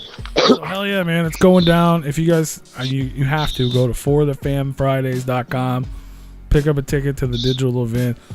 One Last G in the Hood 20-year anniversary live experience with Twisted and ABK. Get a merch bundle, don't get a merch bundle, whatever, just don't miss the show. This one is not available on DVD like some of the previous ones are, so you got to be there. Yeah, better be there. You don't want to miss it, man. It's going to be dope. Obviously, we've been kicking it for like an hour talking about how great this record was. You don't want to miss the 20-year anniversary experience of it. Yeah, I'll be looking for you. That's right. Hell yeah. He'll shout you out. No, I'm not. I can't put that out there. He won't do that. But fuck yeah. But if you're not there, he might come get you. Right. Hell yeah. But since we have you, I can't let you go without talking about what's going on now. Obviously, since we last talked, we were promoting Cadaver. It's out. A lot of people are comparing a lot of this to One Less G with the Ama G and some of the other tracks. It kind of hits some of the same. I will say I enjoy the album. It's a great record. It is really good. Thank you, man. Thank y'all. It's sure. I don't know if you know this yet because it doesn't go live till next week, but obviously it is nominated for a album of the year in the Replicon Radio Awards that go up next week. Oh, dope. Fuck yeah. Well, I hope I get somewhere in there. That'd be awesome. Hell yeah. That's one that has fucking eluded me so far, damn it. Well, I'll give you awards all day, but it's not up to me. It's up to the fans. But they love you. For sure. Up there. For sure. I know I'm fucking around. That's what's up. But yeah, it's a dope record, man. How is it? What's it? We don't normally get to talk to you right after the album. Like, have you? I'm still, man. Yeah. I have not fully quit working it. Like, I'm working the record as well still. Just I'm taking a break with what's going on with One Less G and what's happening with the show right now. But yeah, I'm working on still working on some more stuff, more visuals, another video. Working on different visuals for some of the homies in the camp too. So yeah, still doing it, man. I have to ask. I have to ask because it's my favorite. I love the record. My favorite thing on the whole record is the fucking skit when you're singing the fucking Michael Jackson, but it's the weed song. Yeah. It's like my favorite song now. I swear to God, I searched the internet trying to like find out what it was you were singing. Like, what is this? Where did this come from? Why can't I get the full version of this? What is that? Is that just you? Yeah, just some shit I was writing. And, I was making fun of it when I was writing it. And I remember when I was doing the shit, Madrox was like, that's cool as hell. But he's like, I don't know what we're going to do. And then as soon as he heard me continuing with the song, he was like, okay, I got it. And yeah, that's exactly what we did. So it's like, all right. And, you know, at the time, he said the same thing. So did Fritz. They were like, you know, everybody's going to be like, when are you going to finish that track? And Yes. put that out? Yeah, we're waiting on it. Yeah, Bro, yeah, I've for never sure. listened to a skit on repeat ever. That's hilarious. I've listened. I probably listened. That's fucking probably like my hilarious. number one track on the record. That's great. 'Cause it's so, and then Madrox kicks in with the mic. I'm like, dude, come on. Fuck yeah, yeah. He drops the fucking background. Yeah. Yep. And then That's he gets all pissed, hilarious. like, you can't fucking hear me. It's so good, man. Please, even if that's one you can do just for me, like make it fun or not. I Fuck love this. yeah. Shit. I love Michael and I love Blaze Your Dead Homie. I don't even smoke. Yeah, but that I'm was like, just. no, It was just, no, man. no. Yeah, it was. Yeah, as soon as I remember, I even wrote on there. I was like, say, or I was like, I think I put this. I wrote the song on the spot. I think I put it on there like, roll another J in the key of say from MJ. That's Not what it even was. right. I was like, you fucking around. Yeah, that was basically what it was. And I just started, you know, so when I was writing it, I was actively thinking about what, you know, how he was writing that shit and what the words that him and McCartney were using. It was like, all right, I'm going to just, you know, play with it and talk about weed instead. It's so good. It's so good. I just I have you here. I have to tell you, it's my favorite shit ever. I love it. I've literally That's listened great. to it on Thanks, repeat. bro. Fuck yeah. That video always had a fucking impact. When I was a kid, I just remember that video and used to be like, damn, man, what are they? They're a couple of charlatans, some fucking, you know, some salesmen, and they both are in love with this bitch. Like, what's happening in this video? You can never fucking fully grasp it. But I just liked the song. I was like, it was cool. Like, all right, Yeah, fucking crazy. to me, if it's Michael, it's I'm fine with it. I'm a huge Michael fan. Always have been. Fuck yeah, that's what's up. That shit, yeah. I just had to. That's super dope. So and then we got. Yep. So obviously we're celebrating One Less G. We got Cadaver out. Hopefully we get some roll another J at some point in life. And then we got the first single and the announcement of the new project, the East Side Ninjas. I know you guys were. You guys got some stuff for that. Paul had announced probably an EP that would be out fairly soon. Like, how's that? How did that come about? How's that going? Like, what can you tell us about that and the vibe there? Is it like old school family reunion up in that bitch, or what's going on? I mean, yeah, it's the same. It's a different time because it's COVID time. So sometimes we're not always in the studio at the same exact time all the time. But we do meet occasionally in there and talk about things. And sometimes there's tracks ready to roll and you're on them. And sometimes you didn't even, like, when we first started this stuff, I didn't know what we were recording. I just know we were recording tracks. It was like, hey, man, let's, you know, jump on this and let's do this together. And, you know, I got you open space right here, kick your spot. And, yeah, that's what it was. And then it just started, turned into what it is, which is some fucking awesomeness. Hell yeah. The OG drive-by back for the first time. Twisted, Yeah, man. Twisted Blaze For real. BK. For real. Man. That's hype. I know people are hype about it. I'm hype for it. Man, I'm telling you, they ain't heard shit yet either. That's the realness. Like, it's you know, he ain't bullshitting. It's just kicking it off right now. It's like the beginning of this shit. Hell yeah. Wow. It's gonna be a good 21 for Blaze Your Dead Homie and all the. I'm telling you, yeah, there's tracks. And like I said, I'm still working on this album. I'm working on some more visuals for Cadaver. I got a couple more videos I have in mind planned, and some more are in the works. One of them is, and another one is in the mind right now, in the works. And then I also have some other stuff that I've been fucking around for One Less G, and I hope y'all, you know, get to see that shortly too. Hell yeah. That's dope, man. All kinds of motherfucking freshness coming from the dead man. Yeah, man. I'm telling you, like, that's why I'm kicking it. Like, I think I ate into my time that I'm usually over on Facebook, usually kicking it and talking some bullshit. And so I'll probably be over there, like, fucking around again. So, you know, I'm trying to stay current with this shit every week and stay on it, man. You know, keep riding with everybody because nobody's riding with me.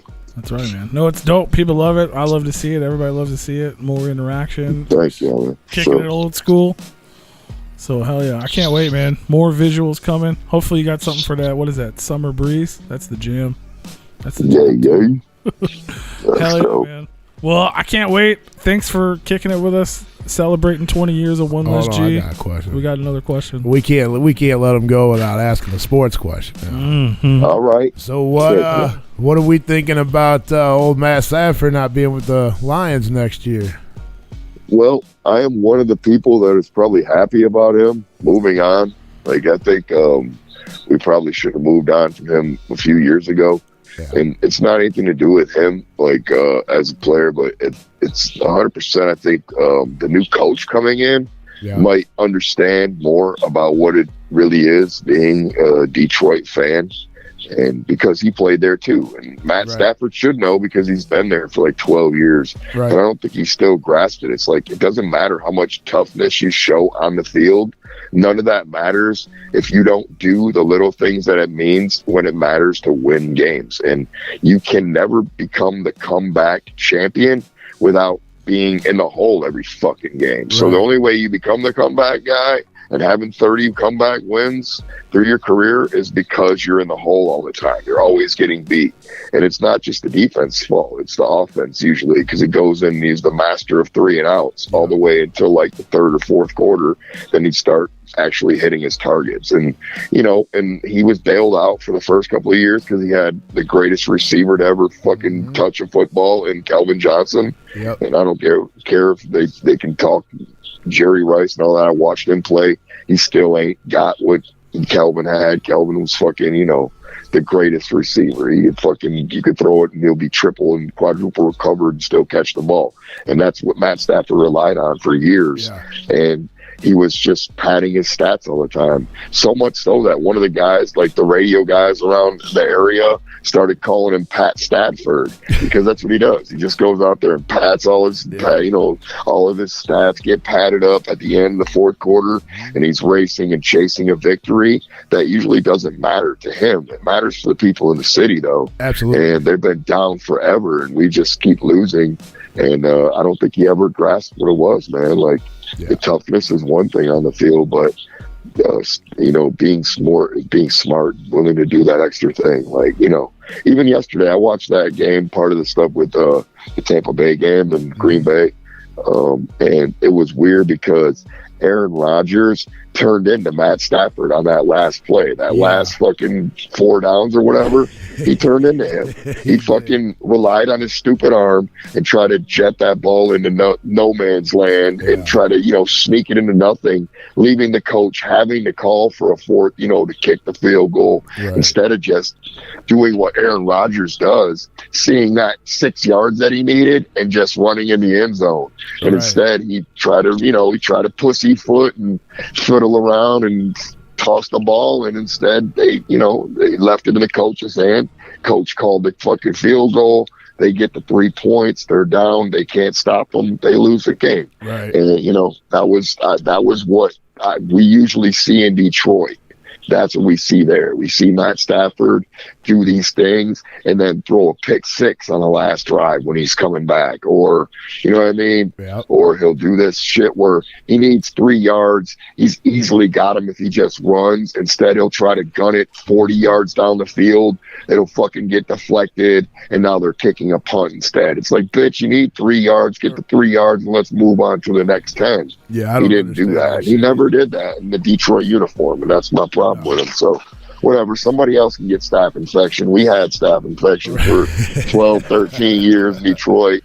We're about to move on from that, and hopefully they start, whatever. It's like, sure nothing says it's a new regime without getting and moving on and being able to say, I'm sorry, we move on. I've seen other teams move on from less, with more talented people sometimes, for real. Especially with the contract. Look at that dude. Especially with the contract. Look at the dude from Washington, man. Look at the kid from Washington. They moved him right up out of there. I've watched him at Ohio State killing it for years. Killing Michigan, killing every other team except for probably Alabama. And and they still, it's fucking weird. Yeah, they moved him right up out of there after one thing. He had a party with his girlfriend with his mask off. It's like, oh, that's all we needed. Get out of here. Bye, Haskins. See you later. And where's he at now? I think he signed with somebody with Pittsburgh, and he signed with a winning organization there. You know, usually a winner. So it's like, you know, motherfuckers is crazy. Yeah, as a 49ers fan, I will agree with what you said about Calvin Johnson, though. Calvin Johnson is a badass. Well, he was a badass receiver for sure. That guy beast. He did a lot of things that most receivers couldn't do. He did by far.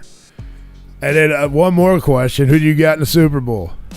Oh, that's tough. I mean, they say it's age over whatever. What do they say?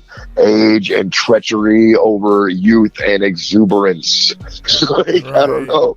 Or they say it always does, but I don't think so, man. For real, it's like I think it's tough to ever go against and root against Tom Brady for 10 years. But I've seen him lose out of them years a couple of times. Sure. The person that I haven't seen get beat up like that yet is Patty Mahomes. And I don't know. I would have to say I probably, you know, what my sports inner IQ tells me that the Chiefs are probably going to win it.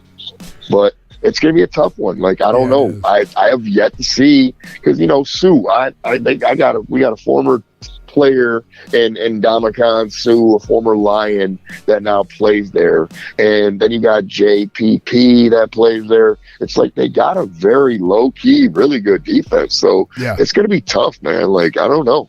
You know, but they just seem to do the little things that matter. Like, that's what Mahomes does. He does the stuff that Aaron Rodgers did 2 years ago. 2 years ago, Aaron Rodgers would make that move. Like, either would just run for the 6 yards and get the end zone, or figure out a way to get, you know, to juke that guy and get in the end zone. He's not going to just sit there and wait for a guy to get open. No. He's going to get in the end zone. Yeah, he will. He will definitely find a way. Yeah, I think it's going to be the same thing. I think it's going to be a damn good game, and I think it's going to be pretty much you can flip a coin and pretty much that's who's going to win. You know, I'm kind of pulling. Yeah, for sure. I'm kind of pulling for Brady just because I want to see him win without Bill Belichick. he already made it to the Super Bowl without him.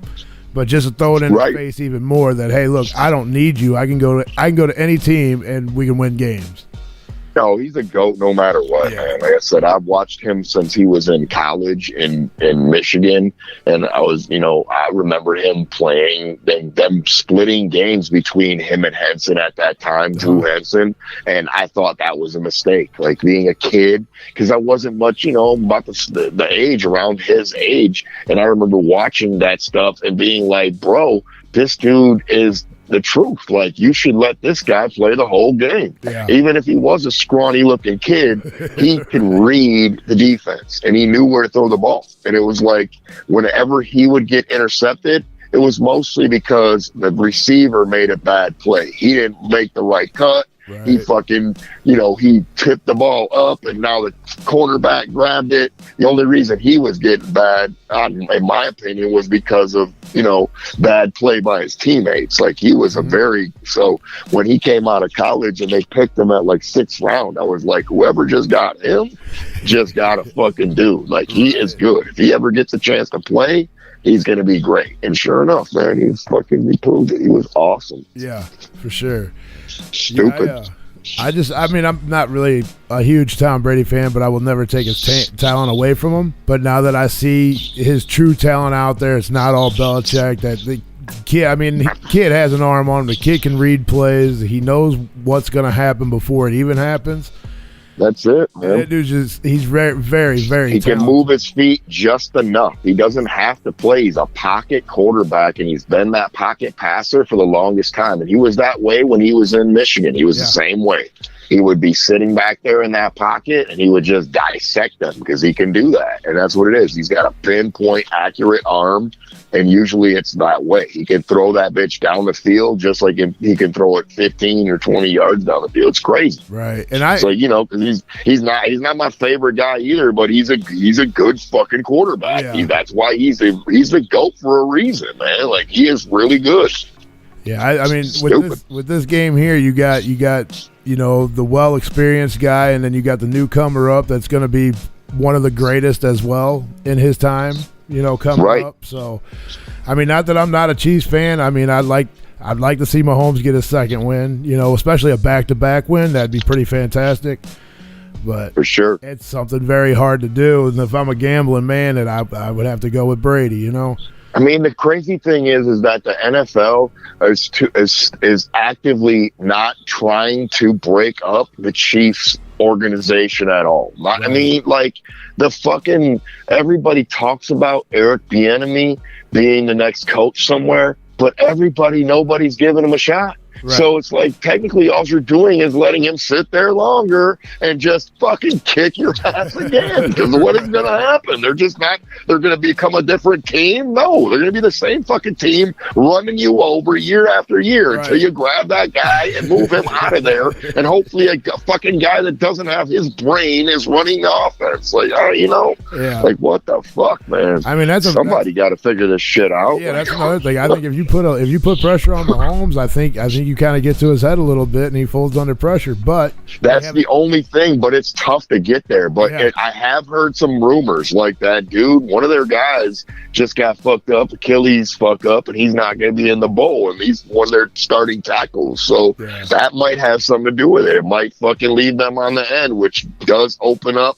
guys like Sue and JPP who have to be like double teamed in the front on that front four, so it's, and then if you can't double team or triple team him, then you do got Pat running for his life, but he does have legs. He can move, and that's the difference. Like, as long as he can see these guys out of the side of the corner of his eye and still move, he can do some different things because he watched it happen since his rookie year. Like the guy was out there fucking flipping it to his left hand because somebody grabbed his right and throwing it left-handed for the TD. Like, God damn, man, I've never seen this shit. And let alone somebody allow him to do, like, holy shit, the coach fucking didn't give a shit. No, he slapped him 5 and fucking gave him a hug on the sideline afterwards. Holy shit, all right.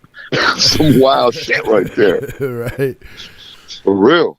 Yeah, I just see if the Chiefs defensive line or offline rather was 100% healthy, I'd probably pick them winning the game. But for sure, with a couple injuries, I don't know if it's going to happen. I like to. Yeah, I said it's a tough call, but I mean, I would like to say that. In my opinion, just Patrick Mahomes is trying to do everything he can, and whenever you look at it, Kelsey is just a machine. You throw the ball in his direction, he makes the catch, and they don't even need a receiver. They just keep throwing to the tight end, and I watched them just mow right down over the Bills. Like, how are they just running through these guys? Have they not figured out that you can't play zone? Like, and then it's like when you do and you switch to man coverage, then you leave him open to run down the field on you. So it's like there's nothing you can do. You gotta and you can't spy every time. I guess you can,